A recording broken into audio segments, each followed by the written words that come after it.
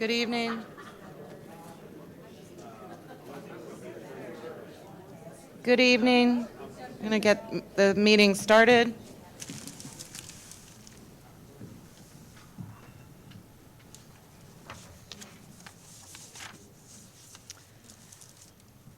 Thank you. I'm calling to order the Board of Commissioners meeting for Monday, October 24th. If you could join me for the Pledge of Allegiance. Pledge allegiance to the flag of the United States of America and to the republic for which it stands, one nation, under God, indivisible, with liberty and justice for all. Thank you. I will make note that we had an executive session to discuss some personnel issues before this meeting, and we will open with public participation. This can be on any topic you would like. If you want to speak to something that's on the agenda, there is also public comment opportunity at that time, but you can speak now or hold your comment until we raise the issue. Please state your name, and you have 5 minutes. Hi, my name is Rick Yeager, Lloyd Yeager. I live at 350 Malin Road, and at this time I'd like to present, I have 12 copies here, I'd like to present a petition for to extend the sewer line along Malin Road and part of Barron Road.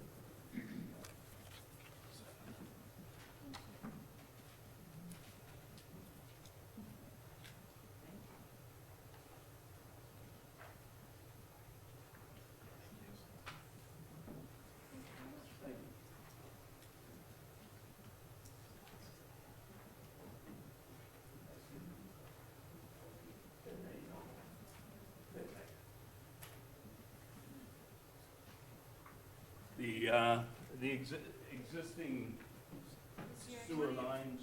Just wait till you get to the mic, Okay. because we're also televised. Okay. The existing sewer system is basically, if you look at the last page on this in the thing, you'll see the existing sewer line along Bryn Mawr Avenue, and then there's another one that's running down, following a creek along there. Along Malin and Barron, those are two roads right now that the sewer was never put in. Stormwater was put in, water lines were put in, but the sanitary sewer never followed that street or those streets. At this point, I also have 8 petitions in the front from residents some of the residents along the street. Right now, the issue with getting the septic sewer or anything in there, a lot of the earth and land, the ground has become very difficult to get a perk test and to support a proper drainage field in a lot of the properties. So they've gone to modified systems which are questionable and take up a lot of property and prevent planting of foliage, trees, anything that would help the environment. We also have a couple properties where the septic is not functioning properly right now, and so they are, you can smell the septic system and all. So at this point, again, I'd just like to formally present the petition to get the sewer line put in along Malin and Barron, just for sake of proper service. Thank you.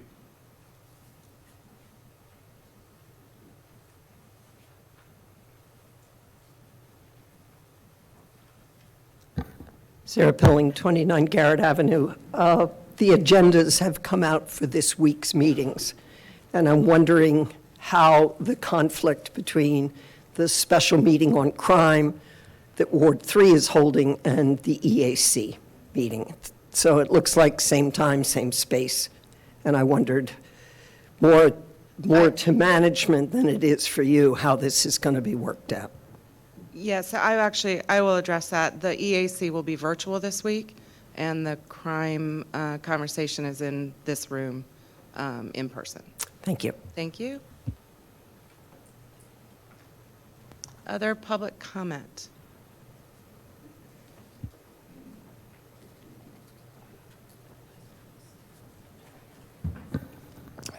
Alex Yiannopoulos, 421 Morris Road. For the sake of clarity, I serve on Board of Health, but I'm here tonight in my own capacity. Last Wednesday, I sent this board and our township manager an email that had a link to an article in Mother Jones that detailed a number of shocking and disturbing and horrifying things going on at Valley Forge Military Academy and College, which has a campus in Radnor Township. I appreciate that there was quick response from the board letting me know that you received my communication. I would encourage everyone to read the article in its entirety. You can Google Valley Forge Mother Jones and it'll come right up. Without detailing every single thing that was laid out in the article, the major points of the article are that at Valley Forge Military Academy in the last 4 years, there have been over 300 police incidents. There is, according to the article, rampant violence, widespread sexual abuse of children, lack of adult supervision with children often left with only slightly older children as their supposed caretakers. The article alleges some cover-up by school officials of some of the abuses that I just listed, which means that in addition to failing children at the school, they also put our entire community in danger by allowing criminals to remain in our community instead of being behind bars where they would have been if these things had been properly reported. This article includes on-the-record statements from former students, parents, and former school officials, including a former president of the school. This cannot be allowed to continue. 300 police incidents in 4 years is not a safe environment for children. If we had a bar in Radnor that was having the police called on them once every 5 days, I think we'd shut that bar down. And when we know that children in our community are not safe, I believe that we have a responsibility to do something about it if we can. Although this article was the first that I had heard about this, it is in fact not the first time that this kind of thing has been reported going on there. The Title IX officer at the school filed a whistleblower complaint in 2015, and this article suggests that things have actually gotten worse in the 7 years since. And 300 police incidents later, I don't see how anyone could think that the adults running this place are going to fix these problems without oversight and intervention. Because this problem has been going on for at least 7 years with no signs of improvement, I believe that, as I said, oversight and intervention is needed, including exploring, whether operations need to be suspended at the school until the safety of the children there can be guaranteed. To restate the requests that I made in the email that I sent to all of you, I would request that the board seek advice from the solicitor about what tools and/or authority the township has to compel action at the school, up to and including suspending operations at the school if the township deems it necessary to ensure the safety of children. If the solicitor's opinion is that the township does not have the authority to act, I would request that you explore who does have the authority to act and make sure that they do, and make sure that they do quickly, because at a rate of 75 police incidents a year, statistically there are likely to be at least 4 more incidents by the time this board meets again in 3 weeks. I have every reason to believe that you are all going to take this seriously. Thank you very much. Thank you. Do we have additional public comment?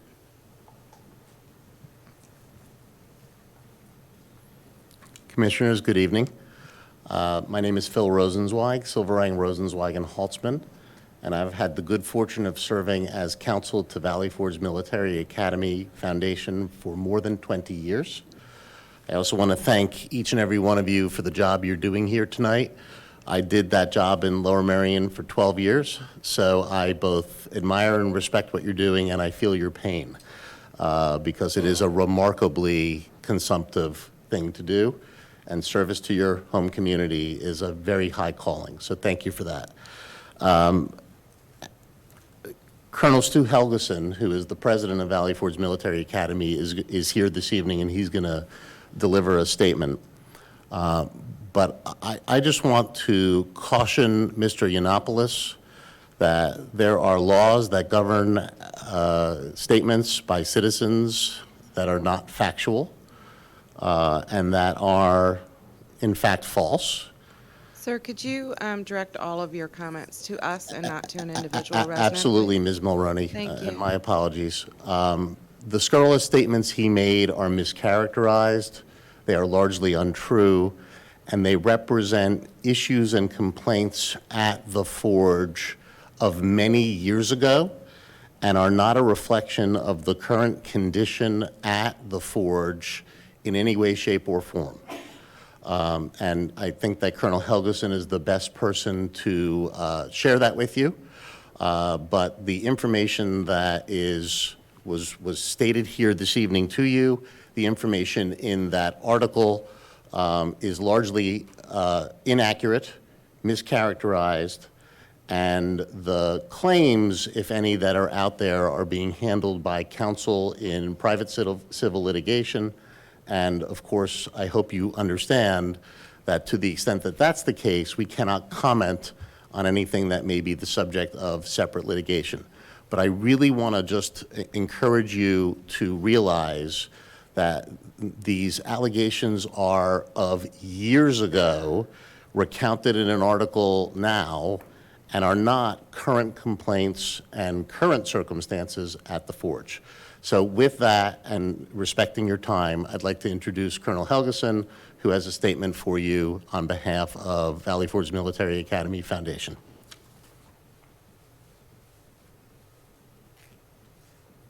Good evening, Stuart Helgeson, 12 Ferriston Road, Wayne. Ladies and gentlemen, thank you for the opportunity to refute not only the claims made in the news story, but also the continuation of the falsehoods made here tonight. Valley Forge Military Academy and College has been a storied part of this community for over 95 years, and we have appreciated the opportunity for our cadets and faculty to have a positive impact on this community. The article the gentleman cited is a sensationalized account of allegations thoroughly debunked after thorough investigation by both local and federal agencies, including the United States Army, the Department of Education, state and local police, and Title IX investigators. Each one concluded the same, no wrongdoing. The claims about the police incidents, the 300, are false. You can look at the numbers, but I will say we do call the Radnor police because we do not have an internal police force at our campus. If two cadets get into a fight, we call the police. If somebody rams their car through our fence, we call the police. If somebody loses their cell phone and accuses someone of taking it at a game, we call the police. All those have happened in the last four weeks.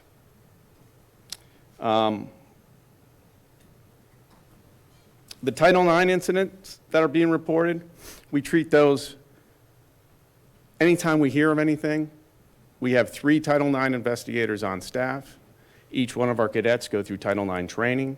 We investigate it, and we contact the local police if need be. In that article, it states a rape. In my time there's been 1 reported rape. It was immediately reported, allegation of a rape, excuse me. It was immediately reported to the Radnor Police Department. It was investigated, and the cadet was exonerated. At Valley Forge, we don't tolerate any type of physical, verbal, or mental abuse toward our cadets. Any such behavior that even comes close to that from an employee or a cadet would be reported to the police, and if found true, it's taken care of, and an employee would be terminated. As for the ex-Title IX official the gentleman spoke about, which has made numerous whistleblower complaints against the school, he resigned in 2015, long before I became an employee there. but he has been busy participating in interviews and lawsuits against VFMAC. What is overlooked is that he demanded a substantial payment to not bring a lawsuit against the institution. The institution denied this demand, and as a result, he has become a willing participant in frivolous articles such as the one referenced here tonight. A former president, heavily cited in the news story, also resigned within a year of starting the job. Of note, which is not ever brought up in the article, is that he was a member of the Board of Trustees for 5 years prior and chaired the College Oversight Committee. Had the claims he now makes publicly actually occurred, he was in a position to address them. Ladies and gentlemen, the allegations which have been levied against our school are not only false, but in point fact, the opposite of reality. Allegations made by dismissed and disgruntled employees have been disproven. Perpetuation falsehoods will not change. And I'd like to say on behalf of the 10,000 Valley Forge alumni, 134 who've given their life in service to this country, we will stand up and fight for the name of Valley Forge.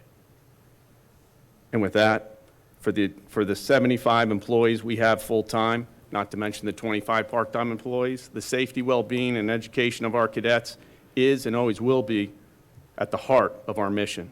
Thank you for your time. Thank you. Is there any other public comment at this time? Thank you all for speaking tonight, and I will move on to the consent agenda. Is there public comment on any item on the consent agenda?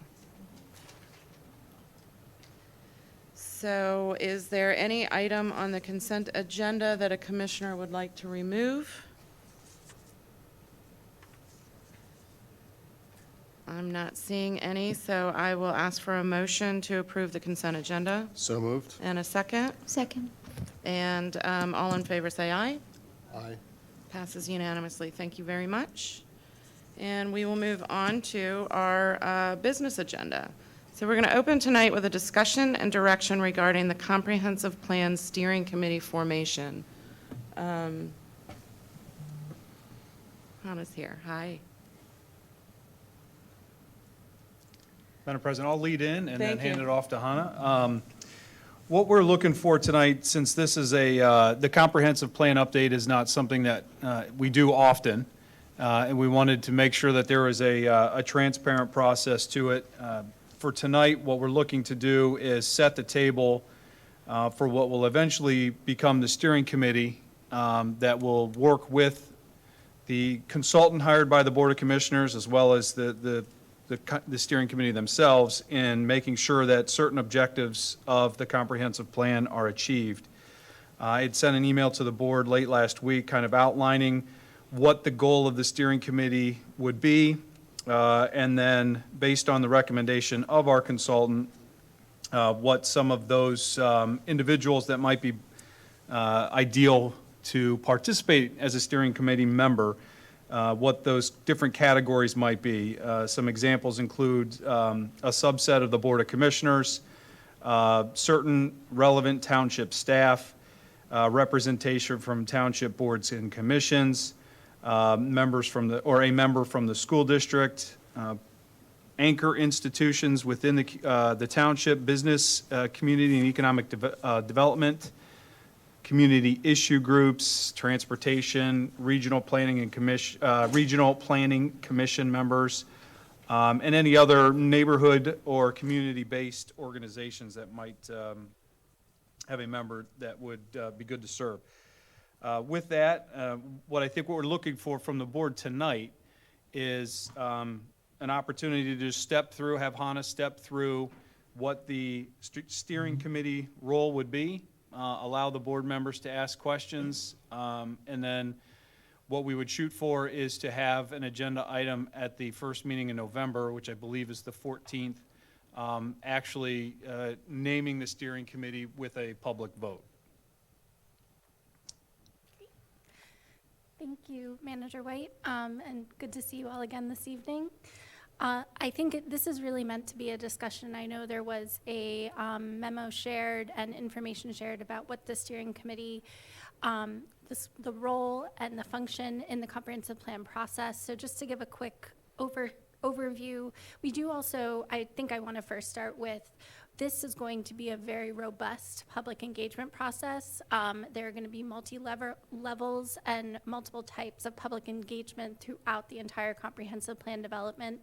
The steering committee really serves as an oversight or a sounding board for the plan process itself, to provide us with a basis for making decisions about how to move forward with different engagement processes, with different findings of the various types of analyses that we will do, and help us make recommendations to bring to the larger community.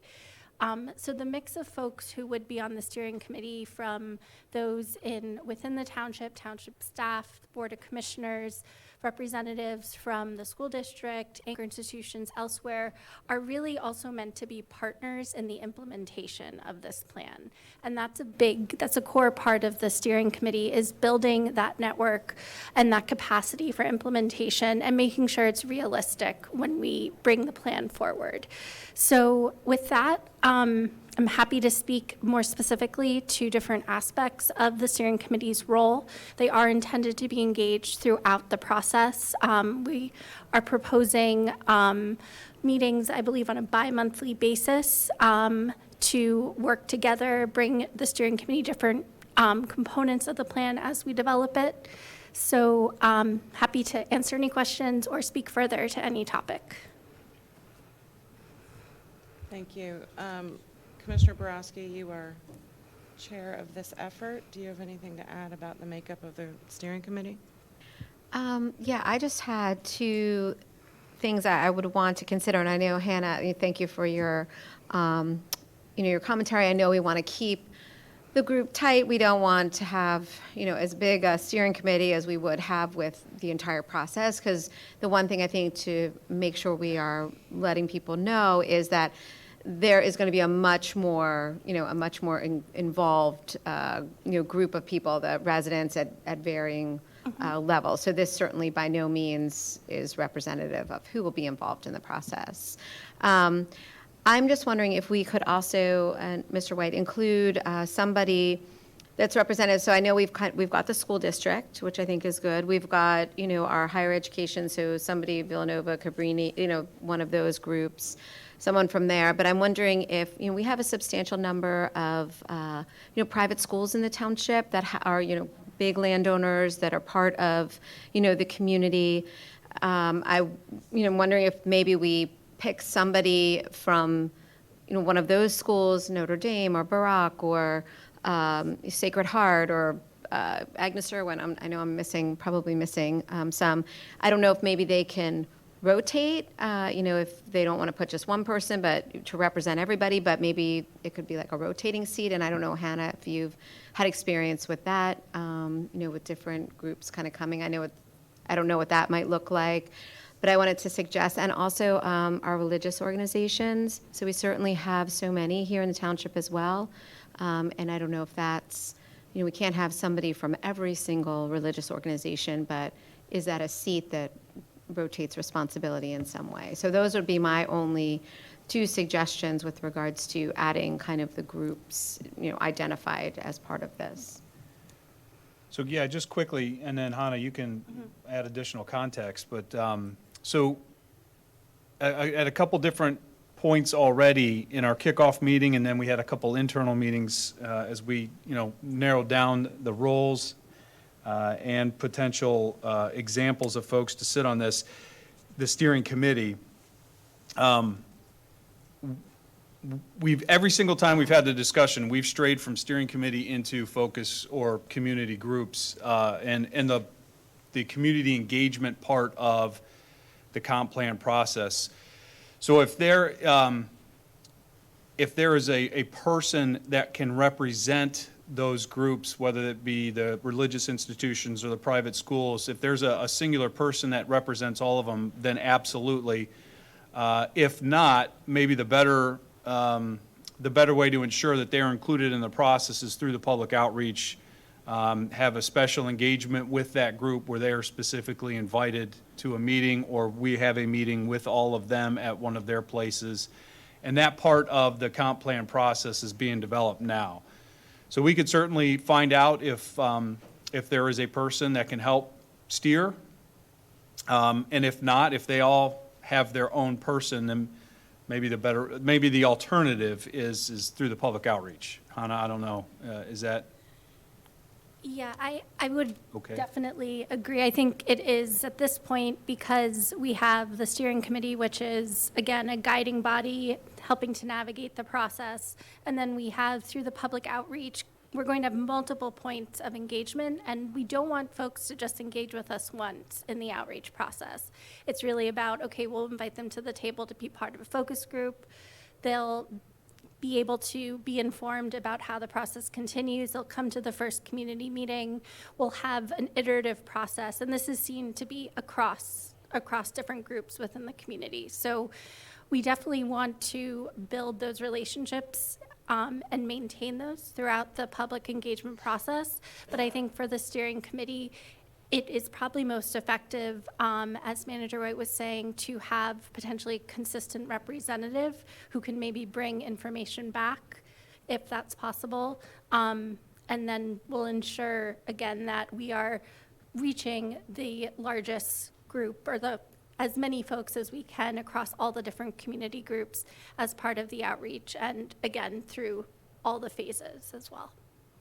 Anna, can you speak a little to, perhaps provide us an example of a similar jurisdiction around the, whether it's the smaller private schools or the religious organizations? Those seem to be two where we know we have, plenty of people. They'd be very interested in participating, but steering committee versus what would your process be with the larger demographic? Does that make sense? Yeah, so what I would suggest, one of the first components in which the steering committee will be a part of weighing in on, but as well as the additional township staff, everyone who will provide that guidance, is identifying our initial set of focus groups. And the focus groups are going to be, I believe we have 12 focus groups that we are intending to convene. And we want to ensure we convene hard-to-reach populations as well, folks who we understand aren't typically at the table, typically engage. As part of our initial process with our public engagement consultant, Connect the Dots, we'll be having discussions with, first, the group that will ultimately make the recommendation of the steering committee, and then bring to the steering committee some initial insights as to what those focus groups could look like. And I think based on the conversation, based on, again, the land ownership, I think private schools could definitely be a focus group, as well as faith-based organizations, religious institutions. That would be a discussion to have with the steering committee, and then identify those who could participate. And again, that would be their first, or maybe their first engagement, but we'd want to sustain that throughout the process. Other questions? Yeah, I have a couple comments. So I counted up on the memo. You're looking at now 15 people that you're suggesting. And then that's without private schools or religious institutions, et cetera. So that's going to ramp up pretty quickly. I guess, and I don't know how this relates to, you can have one school there, you have one large institution.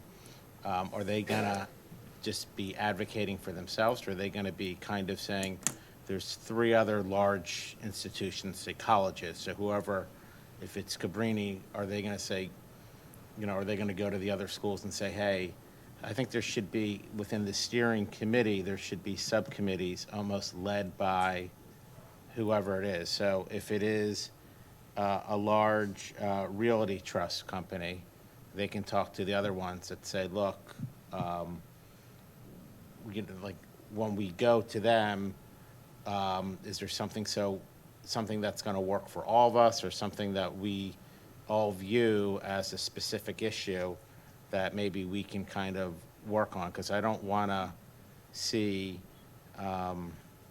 or for instance, like you have a business district, are there other businesses outside that business district that they can get a hold of with your resources? That's kind of what I'm worried about, because I don't know, and I believe we picked you. I loved your presentation, but I really, if there's not that engagement, then we're listening to the same 15 people over and over and over again, and I don't think that we're going to have any new ideas in there. So I think that there should almost be like a subcommittee of those people for whatever the constituent base say that they make up, and some are based in the township and some are not. So you take SEPTA or PennDOT or something along those lines.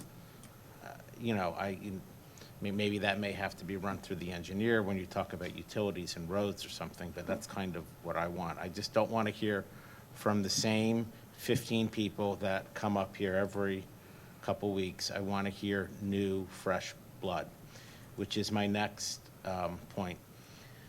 So while these 15 or so people I think are great,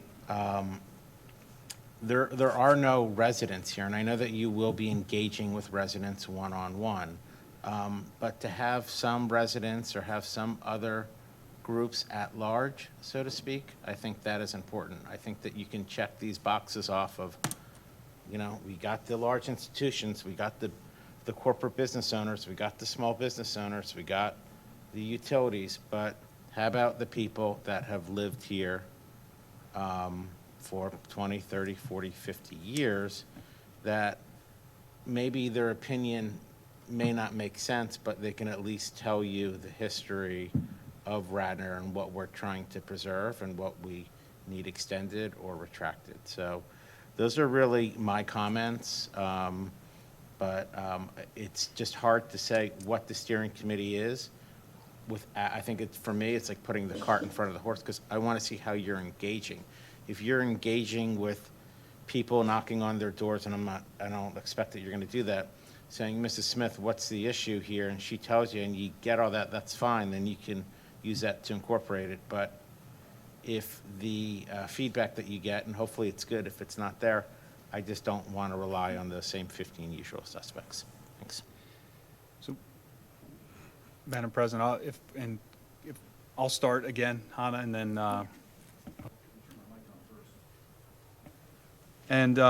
All right, so Commissioner, a couple of things. Very good observations.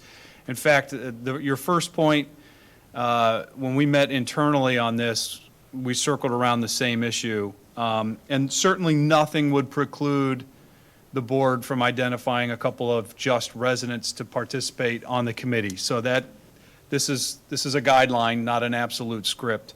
The thought with capturing a single representative versus picking from some of the others. Your example was the higher education institutions. Similarly, we had the same conversation about the boards, sub-boards and subcommittees. I think we have 19 or 20 of them. Again, not able to have participation from each of those sub-boards and committees on the steering committee. So the thought would be is so you have a single representative. I think we gave a planning commission member as an example. Their responsibility would be to reach out to the chairs of the different subboards and committees throughout the process to make sure that for steering committee purposes, each of the subboards and committees have a voice through the steering committee. So it could work the same way with the business organizations with, again, going back to Commissioner Borowski's question, if there is a person that can represent all of the religious institutions, that's fantastic, because then they can help spread the word and have a conversation, not in an official capacity as a sub-steering committee, but that would be their role on the committee to make sure that, when we're talking about input on focus group topics and participations, that they're communicating with those folks to make sure the voice is getting, at least in front of the steering committee. And then, that goes back to the same question. and like you described, the cart before the horse, maybe understanding the public outreach and engagement piece of this first before identifying the steering committee, because again, most of the, the residents and the opportunity for public involvement in this process will occur during the public outreach piece of it. And don't forget that the commissioners are residents, township staff, at least 2 of them are residents. Presumably, business representation can be residents too. So, that there will be resident participation as well. Just, and again, I'm not saying that that can't be one of the members. It certainly can be. But I think identifying that one resident, that'll be a heavy lift. That'll be a tough task.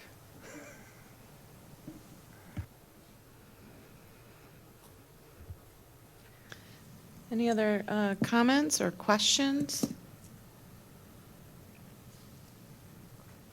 So from this point, you would like the Board of Commissioners to give sort of a sense that you're going in the right direction with the steering committee? Yeah, I think the next steps will be ongoing communication with the Board of Commissioners and Hannah and Kevin in making, narrowing down these broad categories, and then at some point starting to identify individuals. And again, we're shoot for November 14th. Hannah, I don't know, just talk a little bit about the process. We're excited to get going, which is why we wanted this on tonight's agenda. But certainly, we're not under any kind of pressure of, we got to get this done now type of thing. So I just want to make sure we're all clear on the timing. Yeah, I think what is most important is this is a decision that is come to by consensus by the board and with the recommendations of staff.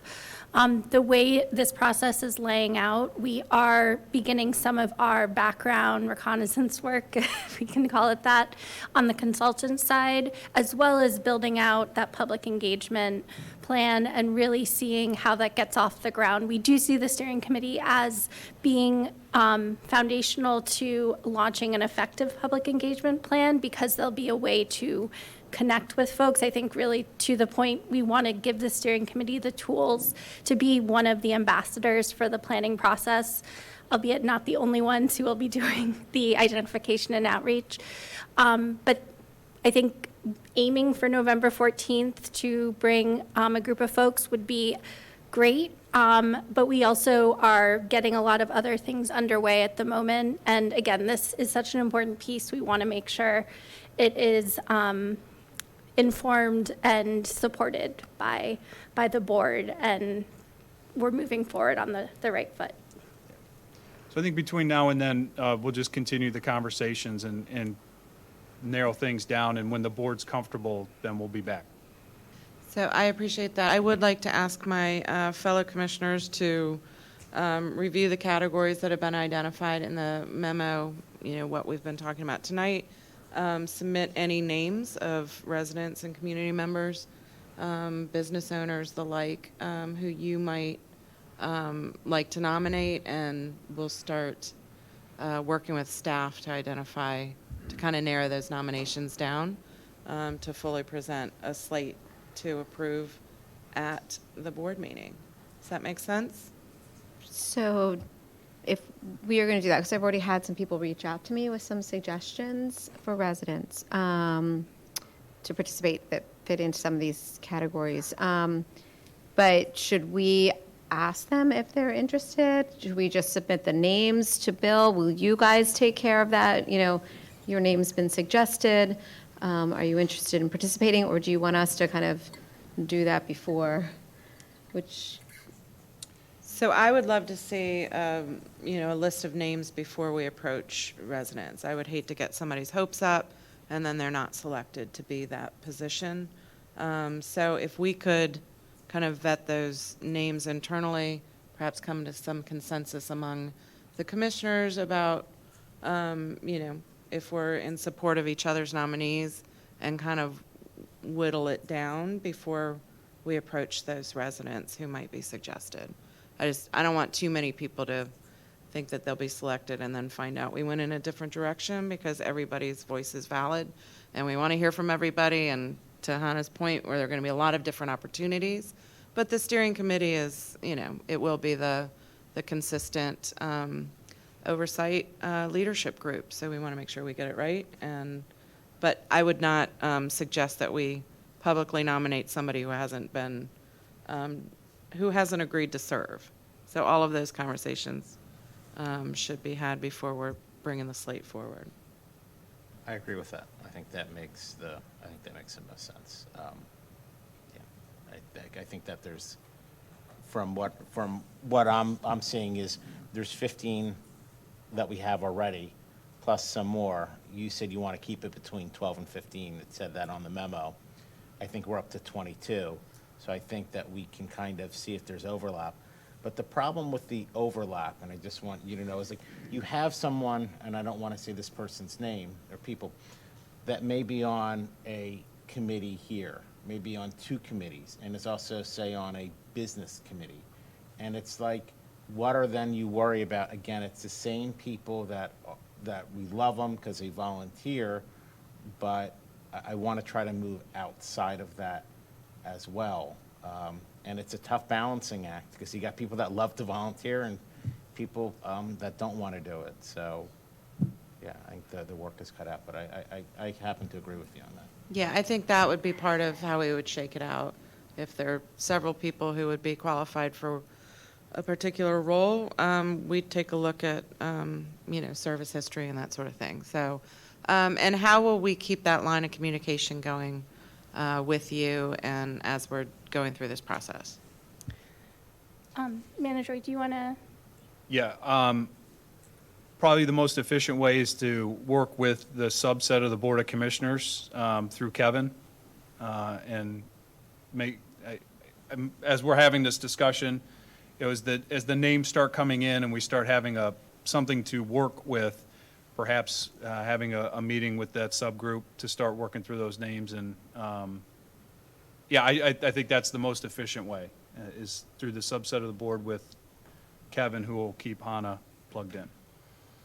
So not to prolong, I'm sorry. So I think Kevin had suggested just today that we have a meeting on the 17th. I thought I saw, so is that to discuss this? Because that's after the 14th. Yeah, So no, this is separate. that was to start narrowing down on the public outreach piece of the. Okay. Yeah, this is kind of coming up right now, in real time. In real time. Grassroots. So to Sean, or Commissioner Farhi's point about getting some different people involved and engaged. So as commissioners, if we're going to be submitting some of these names, and certainly, like I said, I've already had some people reach out to me, making some suggestions. Should we look to it with an eye of, like, we don't want to include somebody who's already on the Shade Tree Commission and served on something else, or do we want, try to find people that aren't already otherwise engaged in some sort of service? So I don't think service precludes somebody, but I think to Commissioner Farhi's point, if somebody's on several things and there are several people who want to serve, it might be part of the conversation as we narrow the list down. But I would like to, I would like to hear from our commissioners, but I also want to lean into the 3 of the commissioners who are leading this process, chaired by Commissioner Borowski. So you 3 are already on the steering committee, along with the department heads that have been identified on staff. Feel like that's a really good core team that's been doing a great job so far. So I would suggest that the other commissioners who are not serving on this subcommittee, send recommendations to you and work it out with those who've been more deeply in the work. And Okay, just, so I'm sorry. I just want to make sure that, as everyone does this, because what I also don't want is for, is to end up with a whole list of people that we think we aren't going to fit into the category. So really, all we want are people that are kind of fitting into maybe these categories. Is there any other criteria, Hannah, that you could share with the entire board so that we can keep that in mind as we're thinking of people or whatnot? Well, what I was going to offer is some of the recommendations, excuse me, that were in that initial memo came from our learnings and our best practices collaboratively through our team and Connect the Dots. What I think may be something we can provide is some potential additional details to what we've seen work in other communities with, similar size, and be able to give some additional recommendations to share with, through Kevin and Township staff to then pass along to the commissioners as you're going through and thinking of folks. I think particularly to the point of folks who maybe haven't been engaged before, or some of these characteristics and qualities that you have been mentioned this evening. So I'll pull our Connect the Dots partners as well, since this is definitely an area of their expertise, and they've already provided some of those initial insights, and we can have maybe a more detailed memo to help you brainstorm. Like a job description? Sort of what you're looking We for in the definitely could. qualifications? Yeah, and we definitely have examples of those. Some communities have gone that route of, putting out there what it entails and almost treating it not like a job, but No, in but you terms would of have, laying like, out what are the expectations. responsibilities and what are the qualifications? And that's, I think, helpful for the commissioners to understand that as we are thinking of people who might meet that criteria. I do not think that we should be putting a job application on the website and No, no, asking no. everybody to apply. But I just meant that would give those who we're seeking to serve and those of us who are nominating all on the same page about, there's some good guidance in the memo that we received, but a little bit more focused on the types of people who are most valuable in this type of steering committee. Again, I emphasize that this is just one part of the process. This is the group that we'll kind of keep coming back to and keep helping us at decision points throughout the process, but lots more engagement. I would imagine to Commissioner Farhi's point about those who already sit on, serve as committee members, I would guess that you're probably going to those committees and having discussions with those committees, or certain ones that might be most pertinent to this process. So that would be a way for people who are already serving to get their voices heard here as well. Anything else? Any other discussion? No, we'll get that additional information to the board as soon as we can. Excellent. Thank you. Thanks for Thank you being for your here.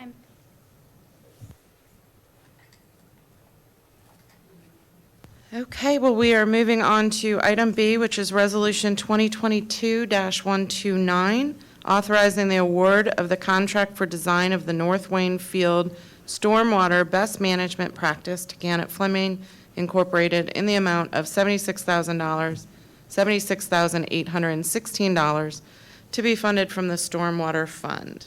May I hear a motion, please? So moved. And a second? Second. And Mr. Norsini? Thank you, Madam President. So what we have before us tonight is a request to have Gannett Fleming design a stormwater management BMP at the North Wayne Field parking lot. The North Wayne Field and the associated parking lot is owned by the Radnor Township School District. I appeared before the Facilities Committee, and they took that to the full board, and we did get their permission to do this work while our solicitor and their solicitor work out any details in an agreement. So the plan would be to use this field, and again, it's not designed, so as a stormwater management project, most likely porous paving, some type of storage underneath. If we can infiltrate, we will infiltrate. And I would just like to add, this is just one of 3 projects, so we're looking at North Wayne in various ways to address stormwater management. So we have this project, which we're asking for design. We have the Cowan Park parking lot, similar design, which is already in design. We have the tree trench project, which is bidding. And sometime, I hope, within the next 6 weeks, we will bring another proposal to this board looking at the bigger picture items for North Wayne. But for now, we're still attacking it on various levels, right? So we've talked about doing things small and large. These are mid-sized projects. This is a mid-sized project in the watershed. And the goal is to just basically take the impervious surface out of the equation for that one specific parking lot, right? It's not a big stormwater management facility. It is to address itself in a certain level storm. The goal is to have this out to bid and under construction by June. I conferred with my colleague, Mrs. Cohen, and June, July, August is the time to get this done. It'll have the least impact on the youth groups. So we respectfully request the award of this project to Gannett Fleming for design. Thank you. Are there any questions or comments from the commissioners?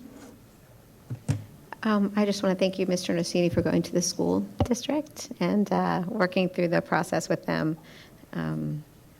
This would be an exciting opportunity to use that field. So thank you for going through that process.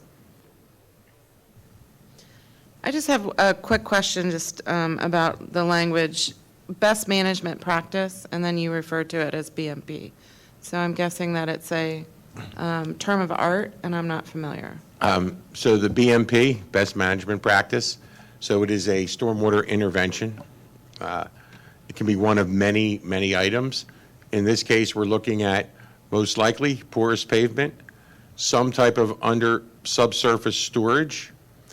If we can get infiltration, we will infiltrate. Otherwise, we would store and release at a specified rate. So we're using intervention, best management practice, BMP, all interchangeably. Thank you for the clarification. Any further comment from commissioners? Any public comment? I will call the vote. All in favor say aye. Aye. Thank you very much.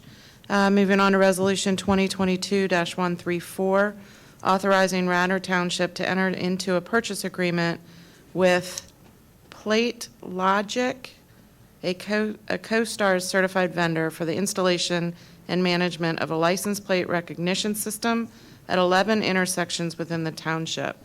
The township anticipates entering into a 5-year contract, which results in an annual payment of approximately $56,425. Hi, Chief.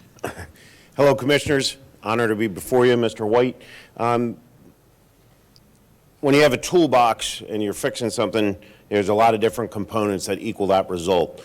We're bringing what we think is technology and intervention to Radnor Township in our toolbox. We want to add another layer of something that we don't have. We're requesting you strongly consider and approve a license plate reader network for Radnor Township. And I think it's very important that we lay this out properly with good information about the laws that apply to it, how it works, and how it will enhance crime fighting in Radnor Township. Together here as a team, this was so important this wasn't a one-person venture. Tonight I have before you Sean Petty from Plate Logic, and he'll explain why we think he's a very good company to consider and bring before you. 2, we have Detective T.J. Schreiber and Sergeant Gluck of the Detective Unit who worked significantly on creating this report for you. I'm going to get right into the presentation and turn it over to Sean Petty. Our GIS team was able to put together the layout of the network for this. It was not part of your packet, so while he's talking, I'm just going to give you this, which will show you the 11 locations we're suggesting. I'll turn it over to Mr. Petty. Good evening, Commissioners. Let me see if I can open this up here briefly. So as was pointed out, my name is Sean Petty. I'm the CEO and founder of Plate Logic. We are a certified small business here in Pennsylvania. We're headquartered in Exton. I'm also a proud Villanova alum. Many of the best years of my life were spent there, definitely on the Radnor Township side of the campus, for sure. I'm just going to run you through very briefly kind of the high-level overview of the capabilities, what we've worked on, and certainly we can dive into some questions. I have been in the license plate recognition business for over 15 years now and have managed the largest license plate recognition network across Pennsylvania since 2007. In 2019, we started the company, we broke off and started the company Plate Logic because we recognized a need, and our growth certainly over the last several years has just reinforced that need throughout not only this region, but also other places in the country. So our motto as a company is detect more, prevent more. What we have found is that there are many criminals that are hiding in plain sight that you may be passing every single day. And we've recognized that the more we can detect them and the more we can point them out to the folks that can actually affect some change, the more we can actually prevent crime. So there is both an acute response capability to our technology, but there is also the technology to go back after something has happened and use it for investigative purposes. So there are really two sides to the technology that we break it down into. We have superior state capability, recognition capability, make, model, and color. And why that's important is because most victims of crimes, most witnesses to crimes don't often get all 7 characters and the state and the exact make and model of a vehicle. You know, oftentimes the information you get is we know it was a blue pickup truck and it went that way. And that's really where our technology comes in, because we give the officers and investigators and detectives the ability to go into the system and say, in the last 15 minutes, show me all the blue pickups that went through this intersection. And I would never choose to take your time up tonight and tell you about all of the success stories that we have had from this technology, but I can tell you that they are countless, and I can point you to many examples throughout just this region. There was a bank robbery just yesterday that I was notified where our technology was used to effect the arrest of the suspect. What we do is provide all of our technology as 100% web-based, so it's put in the hands of the folks that need the information when they need it. So there's really no complex systems. All of our systems are high-definition video to give them expert clarity. And we do it at a fraction of the cost to other vendors. I think you have some comparison in the packet of information that was provided to you that shares our cost versus the cost of some of our competitors, and I hope that you will recognize that we are a good value for your constituents' money. What you're looking at here is a more recent diagram of our coverage throughout the Commonwealth. You can see one of the things that we have recently added is a contract with the Pennsylvania Turnpike to deploy our technology throughout the entire main line and Northeast Extension. We have a large presence here, obviously, in southeastern Pennsylvania and all throughout the Commonwealth in many of the more populous counties. These are just a few of our representative clients that you may be familiar with. Some of the more notable ones there at the top, Pittsburgh, Philadelphia. Certainly the Pennsylvania State Police are our largest client and use our technology Commonwealth-wide. The Pennsylvania Capitol Police. We have a large presence with the Southeastern Pennsylvania Regional Task Force, the Homeland Security Task Force, and certainly the District Attorney's offices throughout the region as well. The Delaware County District Attorney is one of the largest proponents of our technology and has made significant investments throughout the county already. We have several similar installations. I just took a few that are either of similar size or geographically within the county. So we have Upper Chichester, Aston Township, Brookhaven, Tinicum. We also have systems in Darby Borough, Lower Marion, Upper Marion, Conshohocken, and I could go on from there. So there are many representative systems throughout this region. I tell everybody when I talk to them, I really have two kinds of stories every single day, two kinds of conversations with both those that are considering our technology and those that have our technology. One conversation goes like this: if only we had your technology when, and then fill in the bad thing that happened. We would have solved that crime in maybe a matter of days or weeks or hours even, versus the 2 years that it took and the countless number of investigative hours that it took and the overtime budget that it took. And the other one is, since we got your technology, we solved the fill-in-the-blank bad thing in a matter of minutes, in a matter of hours, when otherwise we may never have solved it. It may never have been cleared. So these are things, property crimes, violent crimes, things like missing people, catalytic converter thefts, bank robberies, as I mentioned, retail theft rings, residential burglaries. It really runs the gamut of how this technology is applied. Missing, reuniting missing people with their family members is something that happens on virtually a daily basis.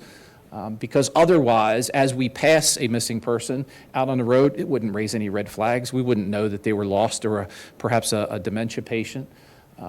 Our technology helps that every single day. What I have here for you, which I can share with you in a separate email, is a news story from earlier this year in Upper Chichester where there was a hit-and-run accident. And it was a fatal hit-and-run accident of a resident. And there were no witnesses that could provide any good vehicle information of the striking driver and striking vehicle. And because Upper Chichester has a camera system that is essentially the same as we have proposed here for Radnor Township, their detectives were able to effect an arrest in just a matter of hours. Because they went into the system, they had basic information about the time that the vehicle went through, and they were able to go and find the suspect and make an arrest in just a matter of 2 hours, where otherwise they may still have been looking for the person. So this is a quote. What made it even more important in this particular case is the suspect drove back and forth through the accident scene 3 times after the accident actually happened, and that was all recorded as well. So that just made the case even stronger. So as I mentioned, there are really 2 sides, two components to this. One is investigative. The other is what we call our real-time view, which would be used by your patrol officers. So the real-time view is something that allows a patrol officer to pull this up in their car, on their laptop, and actually receive real-time alerts as vehicles are matched on hot lists, whether they're stolen or wanted people or missing people. They'll receive alerts on their laptops in their cars, and then they can take appropriate action based on the high-definition picture, the picture of the plate, and the details that come from the FBI database. We also have a smartphone app that they can use. It's great for detectives to be able to use in a crime scene area. You know, in the old days of a canvas where you would walk around and write down license plates of all the cars that are in an area, the detectives can actually use their smartphone now to, while they're on the scene of a crime, look up plates, enter a plate in a hot list, and if they develop a suspect vehicle, they can put it on a hot list and send it out to all the police cars throughout the region. That's one of the things I didn't mention is we as a company have been handling, in one capacity or another, have been handling the maintenance of your mobile license plate reader since about 2014. So we're not new to the technology here, nor are we new to the relationship with the township. As I mentioned, we can search by make, model, and color. This is something that we see happen every single day, literally thousands of times per day, where a crime occurs and a witness has only basic information about the color and direction of travel of a vehicle, and our machine learning algorithms can determine, you know, the color, the make, the model, and it is an incredible time saver. We are the only approved vendor, pre-approved vendor in Pennsylvania by PennDOT. We've gone through all the engineering studies and have essentially blanket approval for most traffic signal mast arms in the Commonwealth. We have multiple installation options. I think the vast majority of them in this case are on traffic signals. I do recognize, having been in this business for quite some time, that there are certainly privacy and civil liberties concerns. I share them with you as well as the CEO and founder of this company. There are a couple things to point out because you have some choices for license plate recognition and other vendors. And not every vendor shares the same ideas that we do. Some vendors will sell the data. Some vendors will sell their data to insurance companies. They'll sell it to repossession companies. They'll sell it to pretty much any data broker. We are not one of those companies. We don't sell our data. Our customers, our clients are strictly law enforcement. So we don't deal with anybody other than law enforcement. Only law enforcement officers have access to our data. There are nobody that can access our data that can't access the other police systems. So if you can't get PSP certification to access the Pennsylvania State Police systems, you can't access our systems. So we don't have individuals that are not police officers accessing our data. We don't do facial recognition of any kind. We have no plans whatsoever to do that. To me, that is a bridge too far. As I mentioned, our data is never sold to anybody. The data is owned by the municipality, and it's yours to pull out or delete or share internally with other agencies, but we don't share it we don't share it with private companies and tow truck companies and other companies like that, like some of our competitors do. Does it get shared with other police departments? So if I was in Haverford Township, then I could see if someone in Radnor was on one of my lists? If you had a license plate of somebody, yes. So that's the core, one of the core tenets to our system, much like your records management system, is in information sharing, in being able to connect the dots between all the disparate municipalities and things that we have throughout the Commonwealth. So yes, absolutely. It's not stored just locally. The searches and everything that happens within the system is fully auditable by your agency administrator. So your agency administrator can see exactly who has looked up what tags, who has put what plates on a hot list, and they have the ability to, at any time, go into the system and see who's doing what in the system and ask questions or produce reports. So it's fully auditable in that sense. It's important to point out, too, that these aren't red light cameras. Right, so these systems are not automated. They're not issuing citations based on the license plates that they're seeing. There's no personally identifiable information that comes into our system. I no more know that a plate that just went through that we see on the screen is yours versus my next door neighbor's. I have no way of knowing that. Our system doesn't identify you by a person in the system. That's something that has to be developed by other police methods that have been in place since the 1960s when computer registration checks came about. So again, there is no automated enforcement. We're not doing anything like that.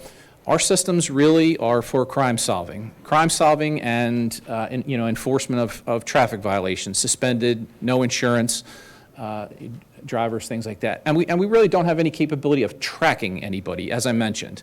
If I wanted to track somebody in this audience, I would have no idea what their license plate number is. I can't go into the system and say, give me the license plate number of Joe Smith, and then put them in and see them bounce around on a screen like we see on TV. Unfortunately, it looks great on TV. I wish we had that capability sometimes, but we don't.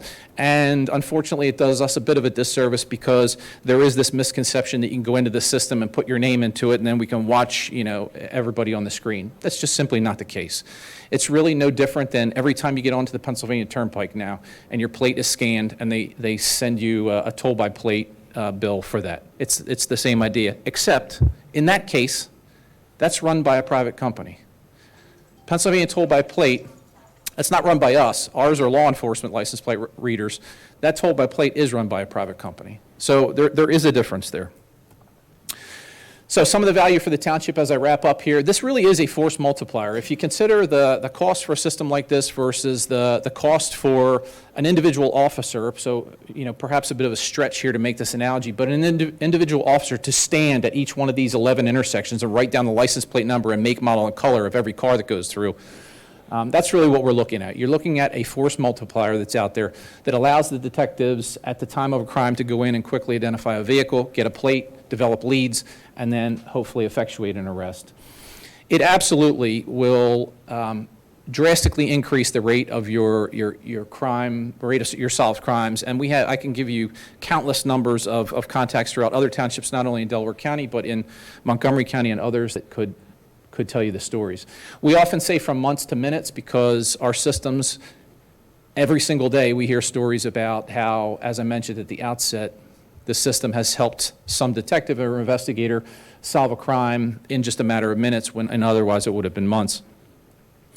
And on the patrol side, it's not just about investigations. It is about, on the patrol side, of the Megan's Law violators. As I was sitting here waiting for this to come up on your agenda, a PA Megan's Law wanted sex offender was picked up by one of our systems in Lower Merion Township.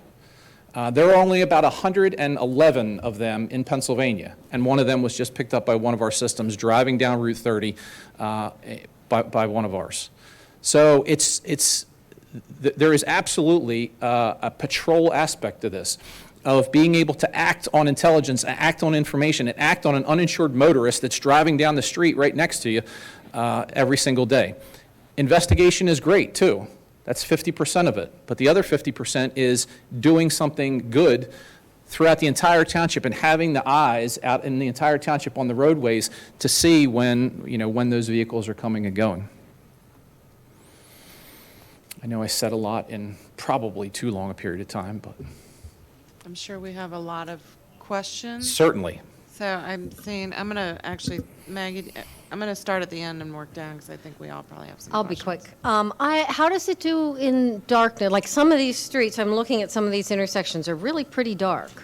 And it still picks up license plates quite well? That's a great question. So throughout answering all these questions, you'll have to give me some signal if the propeller starts to spin too fast, but I apologize if the Villanova in me comes out.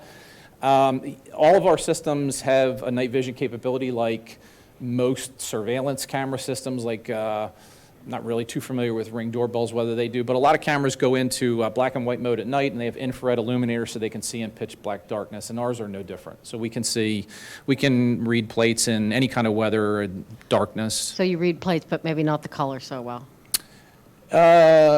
So without going, No, it doesn't yeah, go on so coming soon.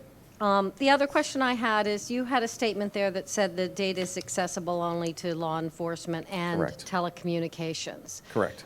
So do you just mean the transmission of data? Like, what do you mean it's available to telecommunications? Well, so telecommunicators, so telecommunicator is a term for a, you may refer to them as a dispatcher. So in our, so over the years, we've developed relationships with all of the public safety answering points, the 911 centers, to give them access to simply the real-time view. So they don't have access to the search capability, but they have access to the real-time view so that for those municipalities that elect to have them do that, they can, number one, monitor the cameras and alert the officers in the field that may be in the station or may not be watching the monitors. They can alert them, hey, a stolen car, a PA Megan's Law offender just went through this camera, and can be another set of eyes. But that data is only for vehicles that match an alert list. They don't have the capability to search or see, put a specific plate in or anything like that. The other thing that it allows them to do is, not every municipality, unfortunately, has this technology. So for those, where we see the greatest success is when a plate is identified and it's put into a hot list. And a hot list is simply just a list of plates that alerts an officer to the fact that that vehicle is wanted for some reason. Where we see the greatest success is that the quickest a plate is put on a hot list, because we have so many of these systems, the fastest an arrest or an intervention or something can be made. So we have partnered again with those 911 centers to give the telecommunicators the capability to add plates to the hot lists right away. But again, that's the data. It's an important clarification that the data, if you will, the historical data is not shared with them, just the alerts that come through. Thank you. Thank you. Commissioner Farhi? Thank you. I'll be quick. So the cost is about $280,000 over 5 years, correct? Correct. And what is, and that includes the monitoring and the equipment? That's, The equipment extra? no, so that's all inclusive. That's installation, training. Okay. Everything. Wow, it sounds like a very good deal for, so thank you. Is this going to blink like on the turnpike, like every time you go through it, is there going to be a flashing light? Because that could be. Distracting. Not only distracting, people are going to stop in the middle of intersections. If your house is right next there and you see flashing. Like a tower, right? Yeah, so. No. Okay. So I can clarify that, or we Yeah, can just leave it at no? You can give me the So, 30-second sure, answer, and that's I'll too try. long, Just because I give me gotta- the sign. So the 30-second version actually goes back to what you asked about color. The reason those cameras flash is because the Easy Pass company wants to get a color picture of every vehicle that goes through. Okay. So instead of using infrared, they flash that light so it's always lit Okay, up. so you don't- Ours do not do that. Okay. Absolutely. It's completely Okay, undetectable. how long is a plate hot listed for? And I'll put hot list in quotations. I mean, is it, once you're on, does it come off, or who gets to pull it off? I mean, because if someone did something, their kid did something dumb, Sure. and you don't want 6 months later, No. you're just driving, getting your groceries, and before you know it, there's You're 6 right. police cars there. You're right.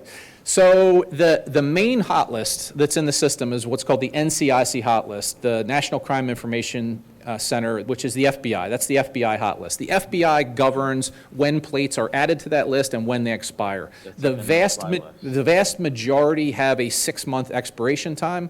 The local hot lists, the ones that are really important that I mentioned to you, we set on a 48-hour retention period. So it drops off after 48 hours, because what we do is we put the onus on the police departments to say, if it's so important then put it on the FBI hot list and let them manage the retention of it. But we're only going to keep it for 48 hours, so just Okay. exactly I to your just want to point, make sure that it's somebody not like doesn't the get yanked out of no-fly their car. list and someone 3 years later, is getting pulled over when they're getting their. It has happened, unfortunately, in the past. In the past. And then it says not to sell. So who owns this data? Do you own the data? Because if you own the data and you have to file bankruptcy or whatever, you could be forced to sell it, as has happened in the past with a lot of technology companies Sure. in the 2000s. So if you don't own the data, it's the township that owns the data. Is that correct? That is correct. In our agency agreement, that's completely spelled Okay, out. and the data that is shared with another municipality, could they share that data if it's not through your company? I mean, They are would- there different platforms that connect you and another company that say, like a competitor that would Right. sell it? No, it's a good question. So the short answer is another municipality or a user that has access to it could not do it en masse. They don't have direct access to the database where they could go in and do a database dump and provide it to another company. Could a user an individual user go in and print out 1,000 read reports of a vehicle that went through and give them away? I guess it's possible, but it would be really no different than what they can do in their cars today of Okay, running and somebody's then driver's that- license. There are no interconnected systems that could just, Got it. by virtue of agreement, share the data. And that's my last question. Sure. So whenever a patrolman or a policeman or someone from this township, when they type in and they put a car on a hot list or want to see this stuff or going on an image, all that is recorded, so there's a fingerprint that, because again, and I'm not saying, I don't think our police would ever do anything, that's not the issue, but I don't want, if someone's having a bad day with their wife, that they're just going to go see if their wife or their kid is going through. So you can trace it back to who is on that system, because this is a privacy issue to a certain extent. I know you're on a public road. In another issue, I brought up the lock boxes. I'm big into privacy. I think once you give up an inch, the government will take a mile. So I just want to know about, just the last comment or concern is go through the safety, the security and the safeguards to the residents, who 99.99 of them are just going through. Sure. That they're going to have their security and their privacy protected. Thanks. Certainly. The best way I can answer that question is to make it very personal, which is that, the question you raise is one that, along with maybe one or two others, keeps me awake at night, because honestly, that would be devastating for me as the owner of the company. So I can assure you that we have taken many, many appropriate steps behind the scenes. We have been audited. Our systems have been audited by the Pennsylvania State Police.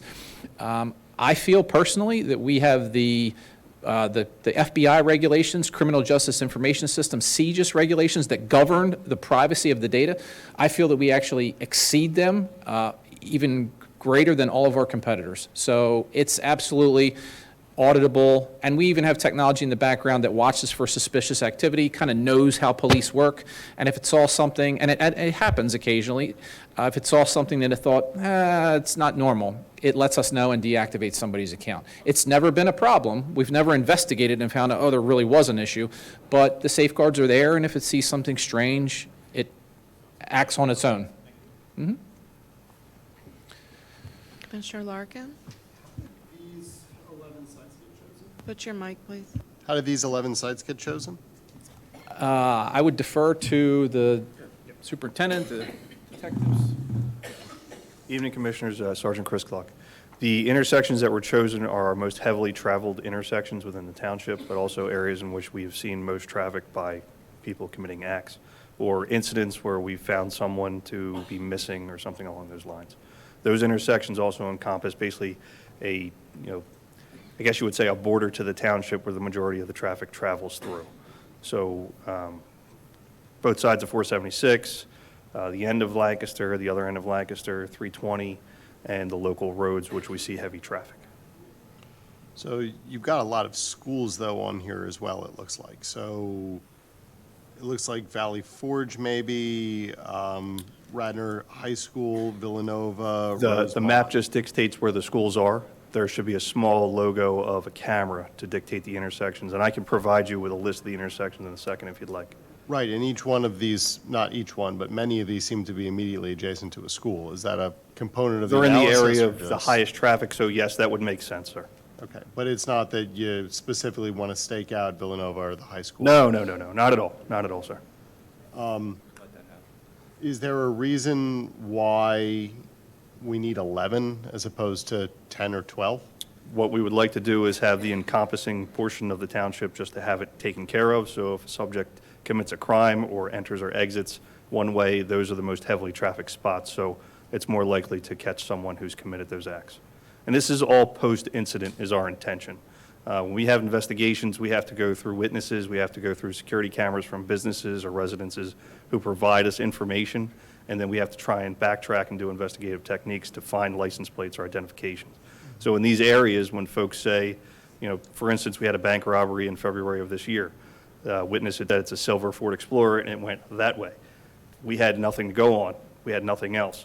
Lower Marion had just installed a Plate Logic stationary system in front of Lankenau Hospital that we asked them to put in their system. It caught the only silver Ford Explorer in that time period in the area and assisted us with our investigation. And that happened within, I don't know, 6 hours, just because we had to take the time to get the investigative leads and then follow up with Lower Marion, then continue our leads and work further. And this is not going to solve every single crime. There's no doubt about that. The point is to provide us with more technical leads. So our investigators are still going to be working. It's just going to be hopefully a more thorough and more, a much quicker investigation to get to an arrest if necessary. But also, please don't forget, this is not just for these certain things. As Mr. Petty had mentioned, we have had one since 2014 on car number 9.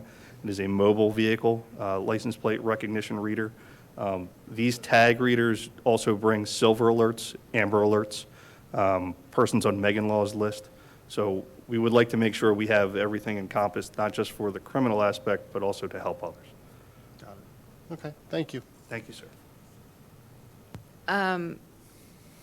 I do have a couple of questions. One linked in your report that you provided, the example of the Lower Marion. It wasn't the car. It was not, you're correct, and that's why it was one of the investigative leads that made us work towards something else. Yeah. We were able to cut that out as soon as possible to say that the vehicle did not go that direction. You're absolutely right. Couple other things. I'm not, probably you, Mr. Perry, could answer. So you showed, I think, early in your presentation, a map of where, all the counties or jurisdictions where your company has a presence. Mm-hmm. Are there other companies who are covering other areas? And if so, do your companies speak to each other? So we are by far we have the largest geographic presence in the Commonwealth of all the other companies that are out there. We do not share data, no, unfortunately. That's, it goes back to radio systems, public safety radio systems. Motorola doesn't sell GE radios and things like that. It's kind of the same idea. We don't, at this point, we don't share any data. What we have done is really we developed the Pennsylvania License Plate Recognition Network in 2014 because we recognized kind of what you're alluding to, that there are all these disparate systems. What we did was we built a platform by which any municipality could choose any vendor and could bring the data into our unified network, and then we share the data internally between those different systems. So whether you have a Genetec system or an LSAG system, all other vendors of mobile systems, we bring that data into our network and we provide that to our clients. But if you are XYZ recognition company and you just may decide we don't want to share the data. So for those companies that are willing to allow us to host their systems and share data and the hot lists, which is really the most important thing, then we do that. And we don't dictate, especially on the mobile side, the mobile readers that are out there. We have about over 360 or so mobile readers all throughout the Commonwealth, and that's made up of 4 different vendors that the municipality decides who they like. We like this brand versus that brand, but they all plug into our network and we share the data. But that's not a universal idea among all of our competitors that are out there. So I would be interested to know what our surrounding, what our neighbors are using, and if it's, Using this, ma'am. so Tredyffrin, Lower Marion, like, Tredyffrin is a client, Lower Marion's a client, Upper Marion's a client. Forgive me, I don't know all the geography. As I mentioned, the Delaware County DA's office is a big client, makes a lot of investments. We have 2 new systems that just went on last week for them. You know, I certainly can't speak about contracts that haven't been signed yet, but there are several of similar size to yours in very close proximity. is there any evidence that when these systems go in place, I mean, we're sitting here at a public meeting talking about putting secret cameras up to catch people. So what happens when the bad guys know that Lancaster Avenue is where all the readers are, and there are hundreds of different ways to get in and out of this township that do not go on the heavy trafficked roads? So how do you, I'm looking over your shoulder Sure. to That's- see who wants to why answer we- this question. Yes, ma'am. That's why we chose the most heavily trafficked areas. We wanted to make sure if anybody did plan to come into the township, especially if they didn't know where they were going, they're going to take those heavily traveled roads. So Route 30, 320, and then some of the side streets that lead into the other towns, which lead to more major roads.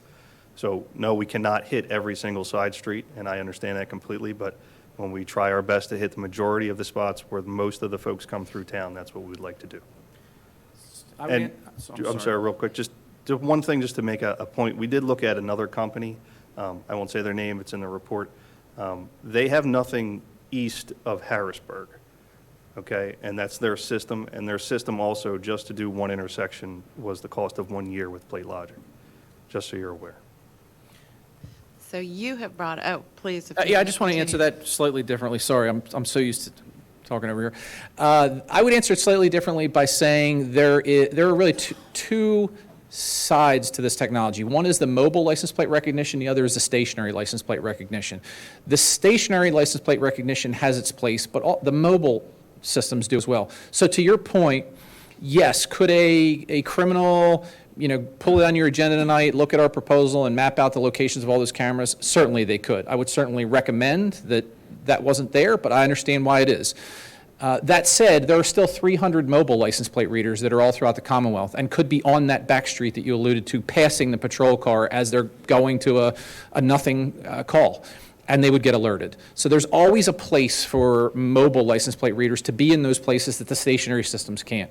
A stationary system can't travel through a hotel parking lot. It can't, cruise an area where there's high crime that just popped up. It can never do that, right? They're in place and they're fixed to be on all the time and to be ready and to have that information all the time. That said, a single stationary license plate reader that can read 24 hours a day in darkness and weather and everything will cost less than that of one mobile license plate reader.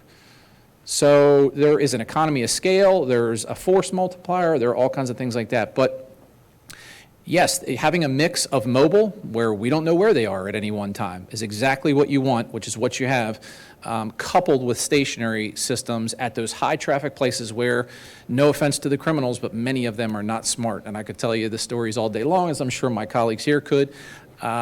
You're going to get most of them. So, do you have more to add? I was just going to add one thing about the mobile system that we have on Car 9. That vehicle has been successful in finding a stolen vehicle. Well, many other stories, but a stolen vehicle comes to mind, as well as after a burglary, a suspect was identified soon after, as we reviewed the information from the mobile vehicle LPR system. The stationary system, we feel, would have been helpful when we had a fatal hit and run on Lancaster Avenue. That vehicle did travel the entire length of this township, and it would have been caught on several of these cameras that we were requesting to be put up.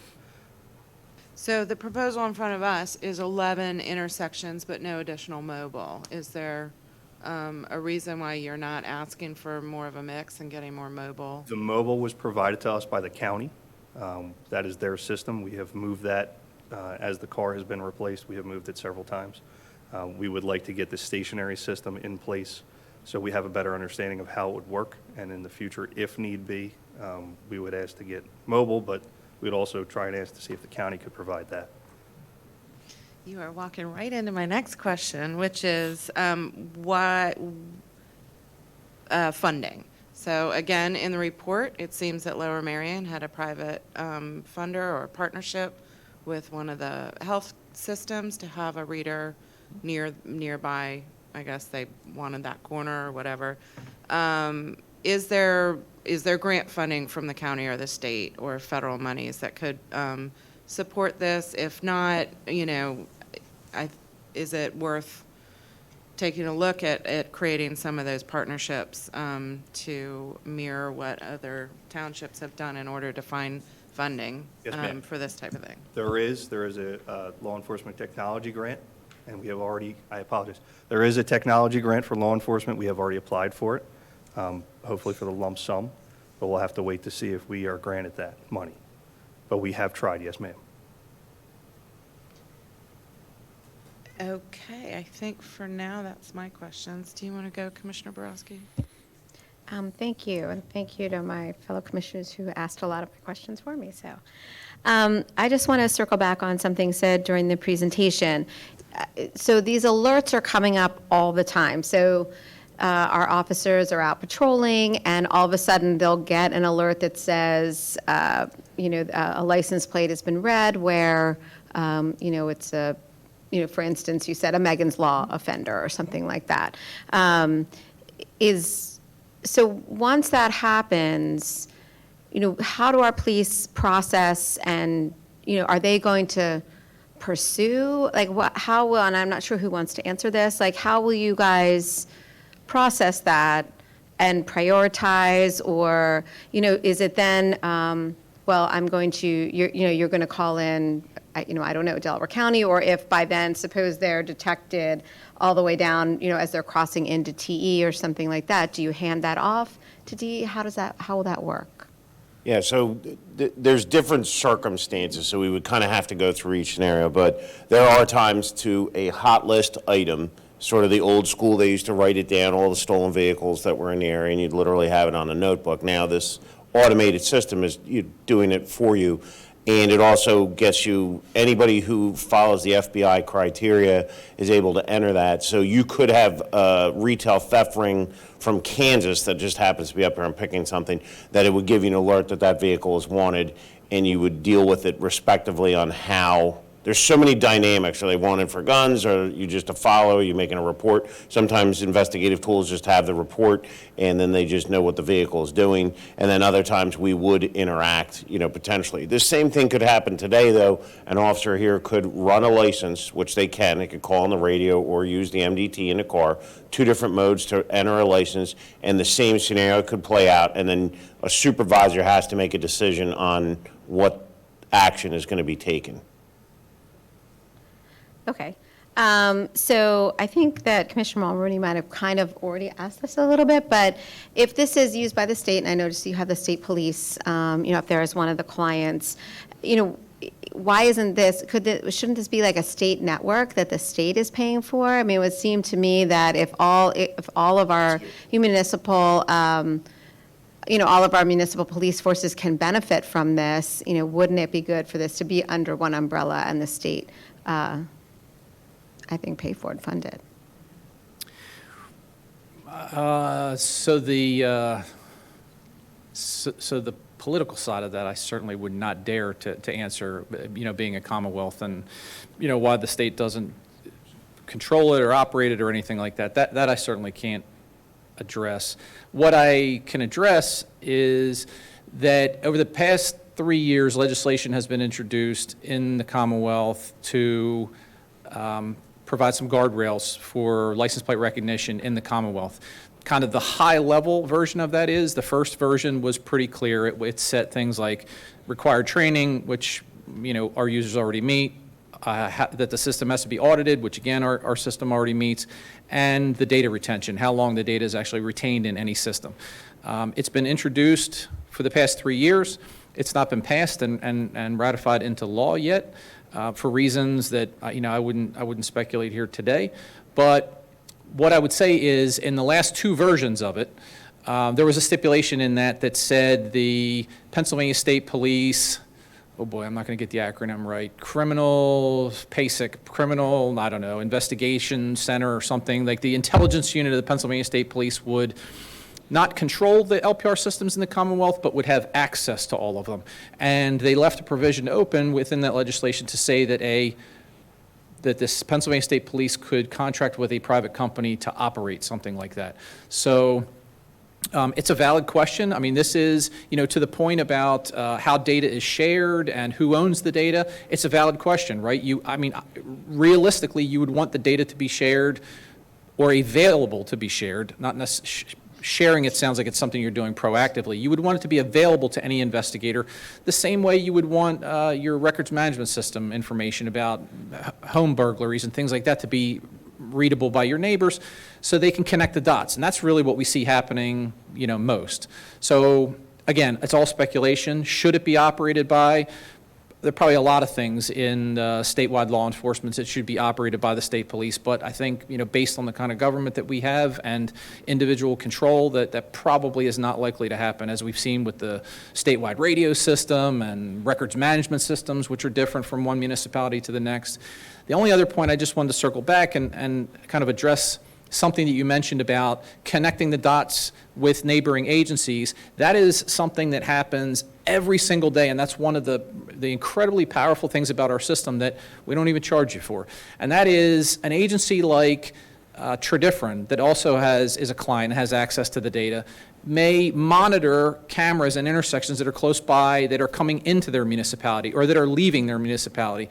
And you may have an officer there that sees something coming through their municipality and knowing which cameras it's going through and heading in this direction. And we see an incredible amount of coordination happen every single day between municipalities that may be bordering or may not even be bordering, and where we know certain criminal types take certain routes of travel, and they start to see patterns, and they notify their colleagues in other jurisdictions who effectuate arrests that may not even have our technology, because they start to see these hot list alerts, and the people that they know, maybe they have a catalytic converter theft ring, but they don't share the plates with this detective division, but they put them in a hot list, and a patrol officer that's paying attention one night gets an alert and sees that Tradifrin happened to put this catalytic converter theft suspect on there, and they catch them in the act of doing something in your township. So there are all those connect the dots situations that happen every single day.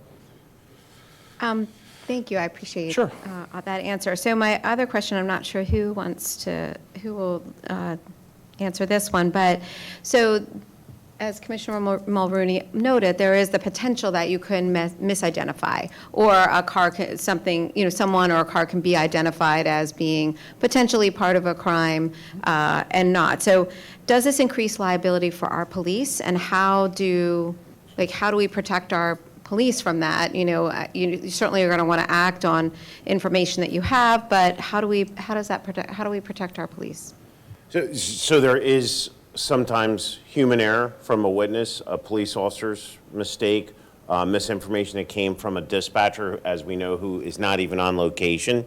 And sometimes there's been, especially a bank robbery is a great use, where it's a high-intensity call and a description goes out and somebody's close to matching that description. And these things occur. We do have, insurance for these type of things.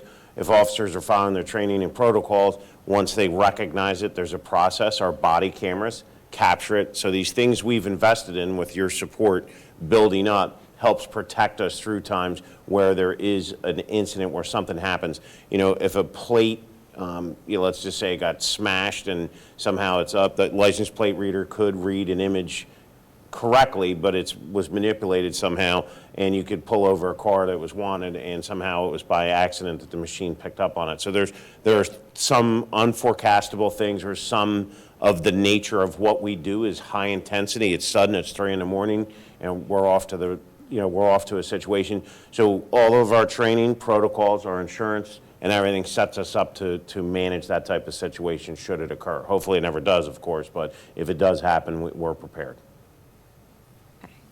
And then my last question, so it appears from the report that you want to pilot it at the Blue Route interchange, correct? And then expand it, or do you suggest putting everything up all at once? And then as I look at as I look at this map that you provided, there's multiple little circles in certain intersections. So does that mean there's multiple cameras in that intersection? And when you say 11, it's just, you just chosen 11 intersections, there's more than 11 We picked those cameras. in another report. I'm remiss I don't have it up, but we had, with the unbelievable assistance of our new GIS person, we were able to show a heat map recently to some of the commissioners. I should have put that map on here, which just shows our center of police activity. It is unbiased, it's just where it's happening, and it lays it out. So we took this, and also, there's a little bit of gut. I mean, people who know how to navigate around know you use certain streets during certain times. You can use Lancaster Avenue late at night, but you jump on Conestoga, to get all the way around the back end of the township. So there's some local knowledge of maybe local criminals, people who we're targeting after in post-incident analysis we would look at. And then there's just flukes that people end up here driving around, and sooner or later, they're going to cross through one of those major intersections. Everybody's using GPS on their phone. Many people who have come here, especially are career criminals, burglars and other things, they get lost. You can't find your way in Radnor in the dark. You get out in the back, it's dark out there.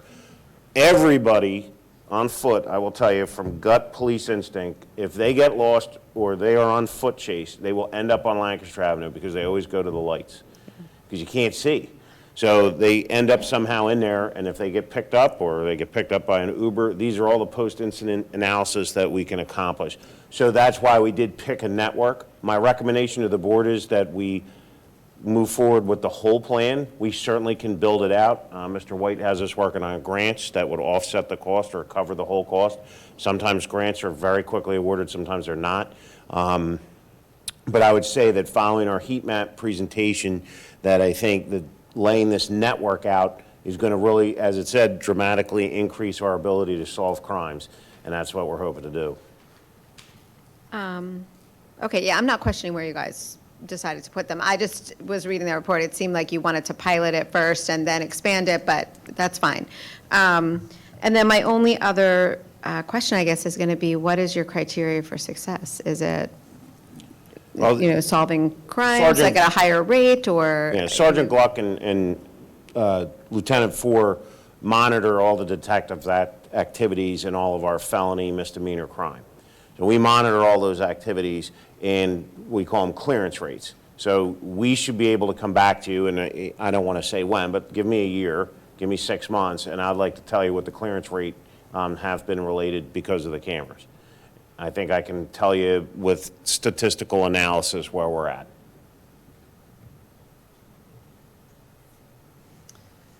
Commissioner Abel, do you have any questions? No further questions. So thank you very much for your presentation.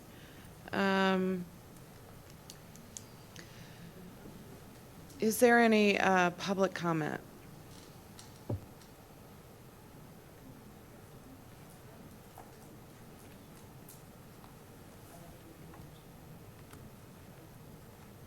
Yeah, I think I need to call a motion to approve. So moved. Is there a second? Okay. So I'm going to, my final comment before I call the vote, and if anybody wants to respond, obviously I will open to it. But my concern is, I guess, why are we moving quickly at this stage when we haven't heard back about a grant? And, that would probably alleviate a lot of concerns from commissioners if we had the funding lined up. Is there I guess I'm asking you, Chief, is there a timeline on this that's important to implement that I'm not thinking of? Madam President, before the chief jumps in, just with regard to timing, any situation where we have a grant opportunity in front of us where we don't yet have a green light from the Board of Commissioners on, we try to line the two up as quickly as we can. If the board is not in support of the project, then we'll stop the activity on the grant. Understood. So that's from a finance administrative perspective, that's why this was put on this agenda. So we're right in the window of the grant deadline. Thank you, that makes sense. And Commissioner, I think that this was laid up for our budget request, so we spent a lot of time investing in this. There's been some recent activity. I would like to ensure the community that I believe Radnor Township is very safe, but we want to keep investing in things that keep it safe. And I believe that we deliver a first-class service here, and this would be able to be put in service very quickly, and we would be able to hopefully thwart some crimes and hopefully keep people just hearing that they get a lot of people in Radnor do not come here to commit crime. So there's a couple different things we like, but I think turning it on, and correct me if I'm wrong, if we were to go ahead with this, what's the start time to operational? So in 90 days, we could have this up and running, and it just seems like, I think Mr. Petty, I don't want to steal his presentation, but a what if, I don't want to tell you a what if. So that's why we brought it before the board.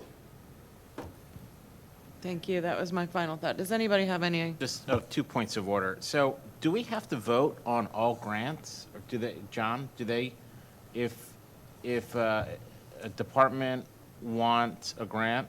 Because I know that some grants come in front of the board and some grants don't. So so some grants come in front of the board and some grants don't. Why didn't this come in front of the board? Is my first, as a point of order. Well, I can address that. I mean, like I just said, the two are lining up close together. We're looking for the board, it's in front of you tonight because the grant application, I think it was due last week, or it was within the 2 weeks of these two meetings.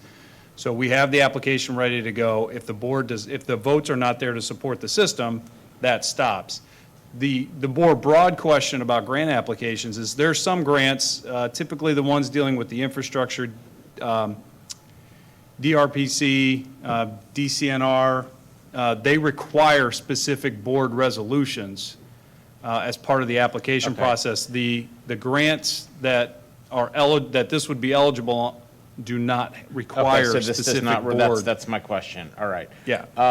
So I'll say that, yeah, if you can get a grant, that's great, but I mean, the cost to me seems, I mean, I don't think I could install 11 cameras in my house for $50,000 when it comes to the electronics, but, so I'm looking at the ongoing data, the installation, the equipment for $56,000 a year. It seems very, very reasonable.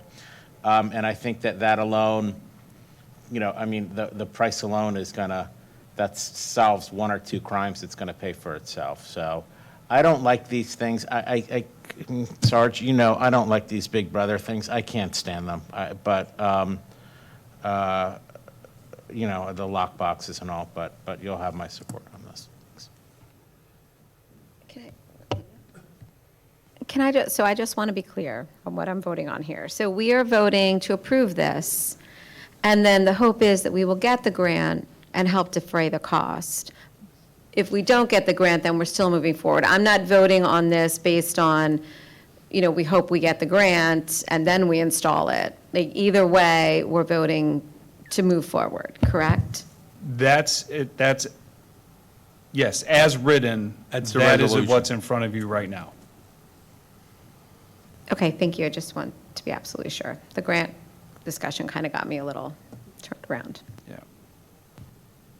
Okay, I will call Yeah, I for- just want to clarify on the grant side, just so if there's not board support, the grant stops. Like, it's not like we get a grant in 2 months and cameras start going up. If there's not board support tonight, that is over. If there is board support tonight, then we will report back on the status of the grants, but in any event, we'll move forward with the purchase. Again, as written, I mean, at the risk of, you can give us authority to move forward if we get the grant or come back. That's another option. So final comments from commissioners. Any public comment? I'm going to call the vote. All in favor, say aye. You got it, Chief. Thank you. Sorry to put you through all that, but I really appreciate the detailed discussion. Thank you. Thanks. Okay, so we are moving on to our budget discussion. Tonight, it's a discussion and direction on the 2023 funding for community organizations. Mr. White, do you want to talk us through this? Yes, absolutely. Thank you. I think Mr. Tate's going to make his way up to the podium. This is a topic of discussion that comes up annually as part of our budget deliberation. Each year, the board identifies certain funding that go to organizations within our community. And so what we're hoping for tonight is discussion and direction from the Board of Commissioners on those funding amounts for 2023. As I had presented a couple meetings ago when the Township Manager recommended budget was presented, the amounts that we included in that version were consistent with 2022 levels of funding. And that approach has been taken for the last couple of years to serve as the starting point for the discussion so that there is an allocation of money included so that we're looking at realistic numbers, because this group is roughly 2.4 million, so it is a significant amount of funding. So we include a consistent amount from year to year, and then, of course, always anticipating this discussion and direction from the board on how you would like to fund. One of the other elements of data gathering or request gathering that we added a few years ago is the Finance Department has prepared a consistent form that is sent out to all the organizations that have received funding with the request that they fill in the form and send it in. Those requests were included in the board's packet ahead of tonight's meeting. And hopefully that will help guide the board in what you ultimately decide and direct. I do have it in Excel, if it's easier. Same files in Excel. Go back to the drive. I guess while our technology is ramping up, maybe one additional anecdote that may help the conversation move forward. I think over the last couple of years, well, I mean, when you look at the amounts of funding, you quickly see that between the fire company funding, and I'm lumping all three of the fire companies in on that, in addition to the library, those are closely tied to municipal organizations or municipal responsibilities for service. That is 92% of the dollars that we're talking about here tonight. We have had preliminary conversations with both the Radnor Fire Company and the Radnor Memorial Library about setting up a multi-year forecast similar to the ones that we are trying to prepare administratively for the township.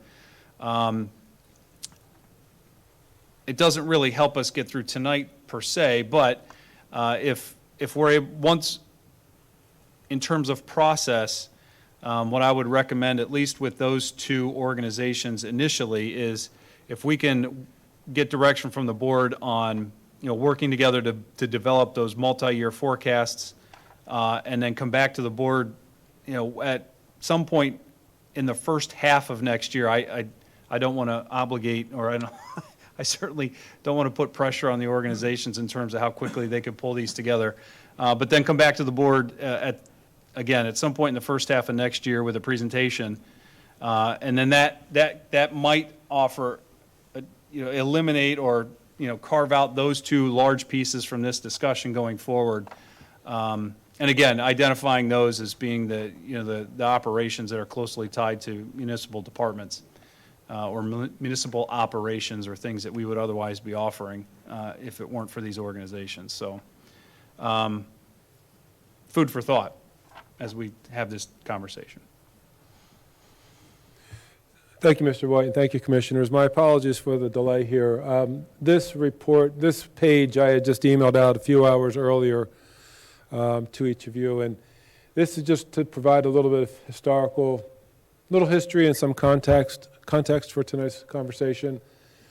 What is currently in the Township Manager recommended budget in the 2023 column represents 100% of what the request was from each of the organizations. The reason I have these three are blank at this moment is that the actual request from the organization was higher. So what we included in the township manager recommended budget was an amount equivalent to 2022. So in the budget as presented so far, thus far, in the preliminary budget, the library, the Arts Center, and salary services, the budget amount includes the exact same figures as was approved for 2022, while in fact their request was for an amount higher than that. So but these amounts represent what the actual request was, the numbers that are filled in. So I put those in because as the placeholder, it matches their request.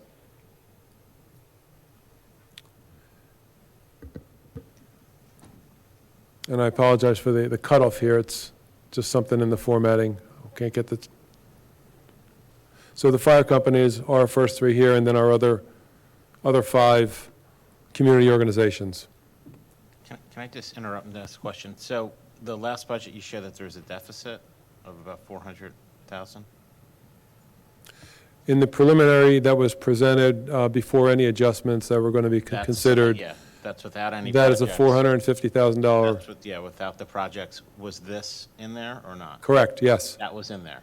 Yes. So that's all paid for, those numbers on the BOC consideration line. As well as, let's just make it a little more accurate, all of this Okay. is in. Okay, so basically, we've funded the fire, we funded the library. We don't have any additional projects, and then there's that 400,000. Correct. Okay, so, all right. Okay, that's my question, thanks. So we have continued to have this conversation each year, and it's presented the same way, but I do want to acknowledge that in prior years, we have discussed, as you're hearing from Mr. White, Mr. Tate, that there are essential services to our residents through the fire companies and the library. It's these last, is it 4, 5 lines that really become, at least according to our prior conversations, feel like those are the kind of discretionary funding that we typically roll up our sleeves on. I hate to interrupt. I don't know that it's discretionary funding. I mean, in the past, we've discussed those, but I don't know that I would call it discretionary. I mean, the senior center and... it's been reduced in some places and increased in others, depending on how commissioners have advocated for those organizations. So, I mean, it's all discretionary. It's the commissioner's budget, and we will vote for it with these numbers in it or different ones. So I guess you're right. They are all discretionary. Every budget number is up to our discretion in some sense. But what I was trying to get at is that these essential services seem to be a separate conversation than the nonprofits that, yes, serve our community, but they are not kind of in the health and safety aspect of service. Well, I suppose some of them are. Anyway, it's my recollection that the conversations typically come down to the smaller support of community organizations. I am comfortable with them as they are presented in the manager's budget. I feel like carrying it over at the same amounts from the prior year is something I would be comfortable doing. I open it up to others. So I guess my initial question is, Mr. Tate, thank you for this. So what you emailed us earlier doesn't have any numbers in the 2023 column, so I'm trying to see. But, so you're suggesting that what is included in the budget for this year is everyone being held at the same level, and everybody with the exception of, I think you had said the library, was it the art center, and I'm not sure who else. The library request was for approximately a 6.5% increase for operations. The Art Center had a higher request than what's presented here. We just kept consistent with the prior year. And Surrey Services as well had a higher request than what we're showing. Madam President, if I could, Bob, in column, is it P? The one right on the outside of BOC consideration? Yes, it's P. Yes. Can we type in the increased amounts that were requested? That may help get the conversation started. Just type right in column P. I do have it hidden, if that would help. Well, then, Yeah, I just want to know kind of exactly, what we're looking at when it comes to what the There we go. requests were, and not completely discount it.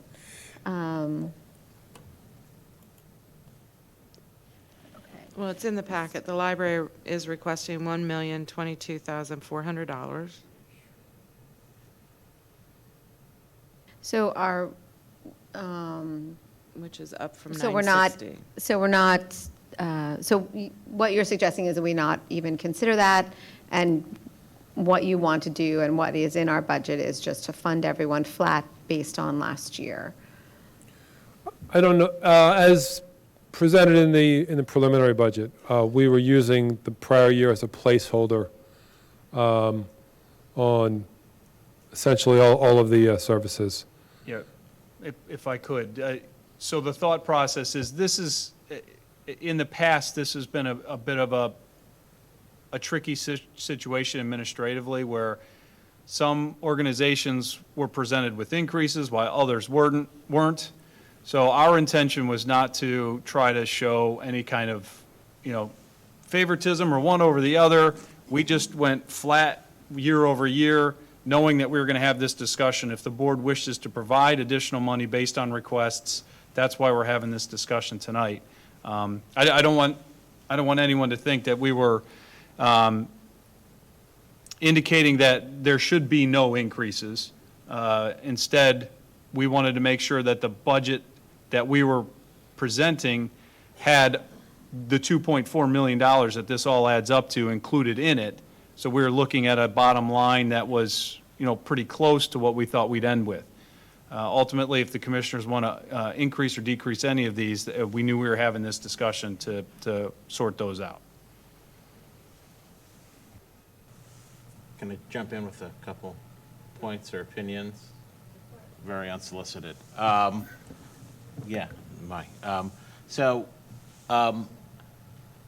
said this last year. I think that, to a certain extent, charity starts here in the home. So we're at a deficit. So we're going to have to raise taxes to fund great services, don't get me wrong, like the art center, the library, services like that. Some of them have large investable assets in the millions. So I'll just first start by saying that before we raise taxes, that's what we're going to look to be doing, I think that we need to ask some of these entities that have large, some in the millions, some 3, 4, 5 million. I don't know off the top of my head because those are last year's numbers and they could have spent them and I don't have them memorized. But before we ask our taxpayers to really pay the difference in that, I think that we need to ask some of these entities that have that and are able to, that could do it, and it wouldn't make that, it wouldn't detract from their balance sheets to do so, because you're asking all the taxpayers to, and I'm not saying you, this is going out to everybody. And then if you go with the nitty-gritty on some of these, yeah, I am, I think that these are some hard cuts. We're in some hard times, but we need to worry about Radnor Township and the township prior, and then look at some of these entities which serve great causes. They're great They're great organizations. They do a lot of good. I don't want to take away from them, but I think that we were elected to focus on Radnor Township before we look at funding other entities that may or may not have some of those investable assets to do so. So that's kind of my big takeaway, big point. Those are some of the numbers that I'm going to want to see when these organizations present, that if they do have large amounts in, in healthy balance sheets, healthier than ours, we're going to be funding them when we have, we're at a deficit ourselves. So those are my comments. Thanks.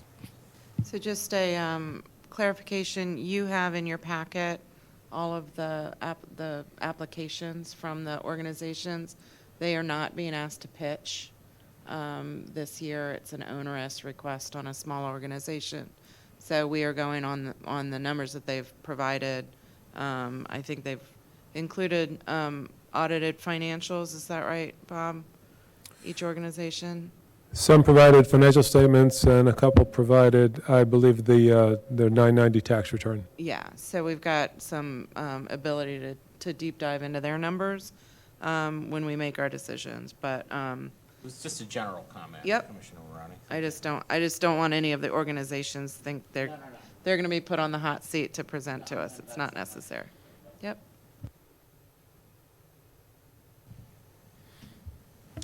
So I know you're talking about like the library endowment, that sort of thing, but you have to realize that some of those endowments are restricted. They are providing the other half or $600,000 that the library is spending, and things cost more. We have held since 2019 on the library without any increase. I mean, I spend a lot of time in the library, but I would advocate that asking for $60,000 more when they've actually are only asking for 6.5% increase when they're really spending almost 14% more isn't such a great ask. I'll just respond to that. So while some of them are restricted in their endowments, I get that, some of them aren't. And that's something that I think that I would like to see some of these organizations come up with. Again, we're at a deficit. We don't have investable assets. When COVID hit, before COVID hit, and we got slammed on the mercantile tax, we were talking about whatever that bottom rate is. What is it, the minimum requirement in our fund? What's that? Help me out with that. Fund Bob. balance reserve? Fund balance reserve. 15%. That we were 15, we were going to take it down to 10 or 5, or just let it go. So if we're going to make those hard decisions, I think that some of these organizations should, I'm not saying pitch in, but I think that they need to look to see what they can do as well. That's my point, that if we've done it, we've gone through those exercises, I think that it's fair to lay that out, and that's part of the, it's part of the challenge, it's part of the ask, and I think that it's a fair request. Well, it sounds like the information that you want is available. So. Not all the grants, I don't have all the restrictions on it. I think you could get the answers you want. So my question is, so I don't, are the 990s included in our packet? I don't see those. So, but to Maggie's point, I think we went through this last year in describing what, specifically the libraries, where their assets are, and, for operating, you don't use the investable income, like you don't use that for operating expenses. So, and Sean, I know that you feel differently on that, but you can. You're saying that you don't, but I'm saying that you can. There's no rule written in stone that says you can't, especially, and I'm sorry to interrupt, but especially in these times where you have heavy inflation and crazy unemployment and COVID or whatever, that, there's no rules now that are written in stone anymore. I apologize for interrupting. Okay, so My response to that is that these are the times that these services are more pressed. So, we are the municipal government with some security about our funding, and this is the time when, they're serving our seniors, they're serving, folks who might not have home internet service, things that they had to give up during sort of the more difficult times since the pandemic. So I just put that out for consideration. Sure, This but is, those are the people that are government stressed as bodies are well. there to help fill the gaps that for-profit and nonprofits. Sure, but you're asking can't. people that are stressed to pay more in taxes to pay for something on top of it. It just seems very, Yeah, it's very but I don't think inefficient this use of number, money. I mean, we're talking outside of the firehouses and the library, that we have somehow, we have carved that out in all of our conversations that I've been involved with. We're talking about $190,500 that's on the, and we just sat here tonight and, a similar amount of money for some police technology that we think is important. So I'm just, putting it in, ultimately, for the smaller organizations and the smaller requests, we're not talking about enough money that is probably the reason that there would be a suggested tax increase this year. There are other things taking big bites out of our budget, so. So just let me, because we could probably sit here and go back and forth on this all night. What exactly are you looking for from us with regards to this right now? Are you looking for us to say, we don't want to go over what has been, we want to remain with flat funding? We want to, I think, pulling this out and looking at it just as it is here is fine, and that's good, but what does that look like when we look at the whole budget? And are we going to do that in our next meeting and then really have the serious discussion? Because to me, just looking at these by themselves doesn't tell like the full picture. And so to Sean's point, what does that look like overall? So I'm confused as to what we want to do. Is this more of like informational, here's where we are, take it back, let's ruminate on it, and then have it as part of the full discussion? Madam President, if I could, I'll start that answer and then help me out if I miss anything really important. So this may further complicate the conversation, but I'm going to take a stab at it. If you'll recall in the presentation that I did with the large budget numbers, which did contemplate a tax increase that was meant to cover the roughly $480,000 to $490,000 deficit with existing operations. It was also meant to cover some additional capital funds. We had identified a facilities bond as that capital as part of the recommendation. And the amount that was recommended in terms of the tax adjustment resulted in a positive variance. And we play with the number all the time, so forgive me if this is a little different than what I had presented at the time. We've moved it around so many times in the last couple of weeks, it may be slightly off, but I think it still captures what we're trying to get at. So as proposed, the new numbers would result in a $164,000 surplus. And the amounts that we're talking about here in terms of the difference between what was included and what's being requested is... I'm jumping in just because I don't know where the surplus comes from. The surplus comes in when the tax increase revenue is applied to the forecast, the revenue it generates is greater than the capital and the deficit by a small amount. And that's just a product of, I had recommended 4.5. If it were 4.39, let's just say that was break even. It was rounded to 4.5, and that's where the surplus is generated. But in terms of the amount that we're trying to nail down tonight, and Commissioner Maroney, to your point, these are tiny movements in the grand scheme of things. So if there's, for example, interest on the board side to change one of the numbers and go with what was requested, it's something that most likely could fit within what has been recommended. That's ultimately what I'm trying to get at. I don't know if that helps the conversation or complicates it, but I wanted to offer that. In terms of process, Commissioner Bobrowski, to your point, what we're looking for is, as we head into the next meeting when the ordinance is actually introduced, what the numbers that we're given by the board tonight, we would hope to have solidified in that, so that we're presenting the budget as it exists at that moment with these final numbers. So if we were able to get the numbers nailed down tonight, that's really what we would be looking for. So with that consideration, I'd like to see the requests met by the organizations. That's my opinion. Just in terms of context, as Mr. White alluded to, the recommended changes more than enough to offset the impact of those 3 entities that we mentioned whose requested amount was higher than what we currently have in the township manager recommended budget.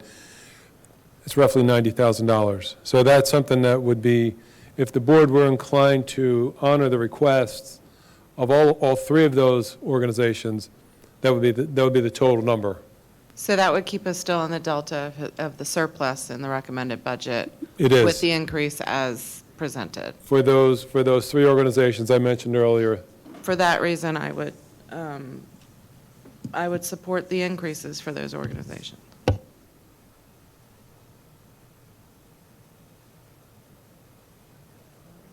I don't think we're helping you much. Well, actually, Because- that helps. I mean, that's a starting point. If we have consensus from the board, we'll update the numbers accordingly, and that's what'll be included in what you'll be voting on at the next meeting. Yeah, so I'd like to see what we see at the next meeting to have, I concur with Commissioner Mulrooney. Let's see what it looks like and then kind of go from there. It's hard to, I mean, I hear what you're saying, but, I think some of this is around, priorities. And if we're looking at, in some way, trying to scale back maybe what is currently proposed, is that scale back going to come from this? Maybe it is, and maybe it's a combination of other things as well, but I don't think scaling this back. So I'd like to see the numbers as requested in the next budget. Anyone else? Talking about how we want to see these numbers, or is that at a later Yeah. date? Oh, I would motion to cut Surrey services to 5,000. I mean, it's only 5,000. I mean, the big thing is asking these entities that if they can, put up a little bit more, so we don't have to raise our taxes on our citizens. That's really. So the part of the conversation that you missed, Commissioner, was that as the budget has been presented by the manager with an increase as he presented, there is a surplus of about $400,000? No, it's 163. 160. I thought there Sorry. was And then if all of these organizations were to get the increase, those who asked, get an increase, that's about 90. So we're within the surplus delta that has been presented in the manager's budget. That was just the point that you missed. A couple Sorry. of us commissioners would say, let's go ahead and put in the increased asks, because we would still have a positive budget. I'll mull that over and get back to you. I mean, I don't have a set opinion at this. Yeah, I don't think There's a lot of it's- moving parts, and I can't come out here and say, let's do this. Right, and it's not, There's too it's many not moving for parts. tonight, it's not up for vote, this is just sort of giving them direction. Mr. White said it's helpful to hear at least a couple of us are willing to look at the full request amount in the budget brought forward, and we can pick it apart with a whole lot of other line items when we get to the real budget discussions next month. Okay. Is there anything else you need from us? And is there any other comments from commissioners? I concur with what you're saying. Thank you. Commissioner Abel, anything to add? Okay. Mr. Thank Tate, you. do you have what you need? We do. Thank you very much. Okay, thank you. Yes, thank you, Commissioners. So that is the whole of our agenda tonight, except for moving on to reports of board liaisons. Is there any commissioner with a report from a committee? Yeah, I'll just say, I went to the Willows Great Pumpkin Festival yesterday. I know that it was rained out a couple times due to weather. There was a game. I think may have been a sporting event or two that may have taken, detracted from some people, but I do want to thank all the staff and all the volunteers who missed some of those extracurricular activities, sporting activities, to help out with the community. My family and I, we got some very large pumpkins, so that's always a plus. So thanks to the Parks and Rec for doing that. Commissioner Myers? Yeah, hi. For the Board of Health, I just wanted to report that the 2 student interns have been selected for the year. They're both seniors and are working on their developing a project or potentially 2 separate projects. And the other thing that's being promoted by the Board of Health members is an oral care van that will go to the elementary schools potentially. And it's supported by Colgate and, can do some free examinations only, no treatments, but would then, give that information to kids to give to their parents that they could take to their dentist, so.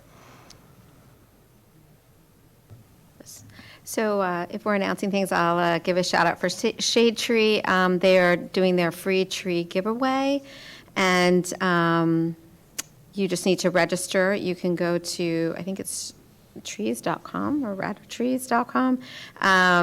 There's a link on the website, but it is a free, fully installed 8 to 12-foot street tree that people can request, and they'll be professionally planted, staked, and mulched at your home between November 21st and December 2nd. So you can go and sign up. There's different species that you can get, and yeah, it's a great opportunity to get a free tree, and thanks to our Shade Tree Commission for working so hard to get this done. Commissioner Abel? Anything to report? I will just say that, reminder, we mentioned it early in the meeting, but Environmental Advisory Committee will be virtual. The links will be on the website and the agenda to be able to join that meeting online. And then Anna Marie Jones, Commissioner Jones is under the weather tonight, not able to be here, and asked me to remind everyone that there is a crime, safety, and prevention with Superintendent Chris Flanagan. There's an event on Thursday here at the Township building at 6:30. So anyone interested in further conversations about policing in Radnor, please come out for that. Okay, moving on. Is there any new business? I don't know if this is new business or old business, but just something that's kind of been nagging at me for a while, or gnawing at me. So at Odorisio Park, there is a rock, and on that rock there is a placard, and that placard was for like a dedication many years ago. The last name on that placard is, I think, Bill Springler, whatever his name is. I think that you could probably grind it off and maybe replace it with like a Ward 6 commissioner, but I'm not saying that we need to go through every letterhead and start canceling and crossing out names, but if there's an honor when it comes to like a Bill Springler where his name is written somewhere, or Phil R., I just don't think it's in the best that the township kind of keeps those names up. So you could probably grind it off. You could probably come pretty close to matching some fonts with it, like a Ward 6. You could put something, but just not his name.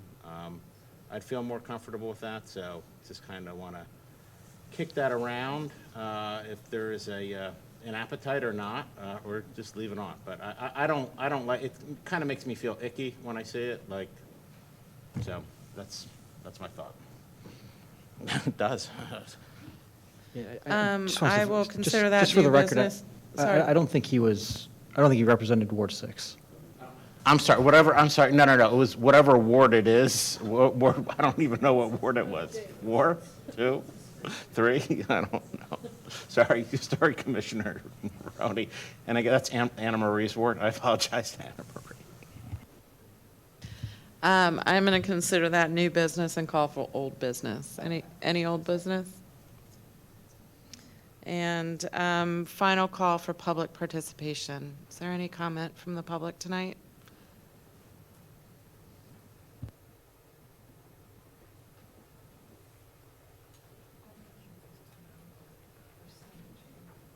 Alex Yiannopoulos, 421 Morris Road. Again, I'm not going to respond to them threatening to come to a board meeting and threatening to come and sue me. I will just say that I think what Commissioner Fari just said was a very good idea. Thank you.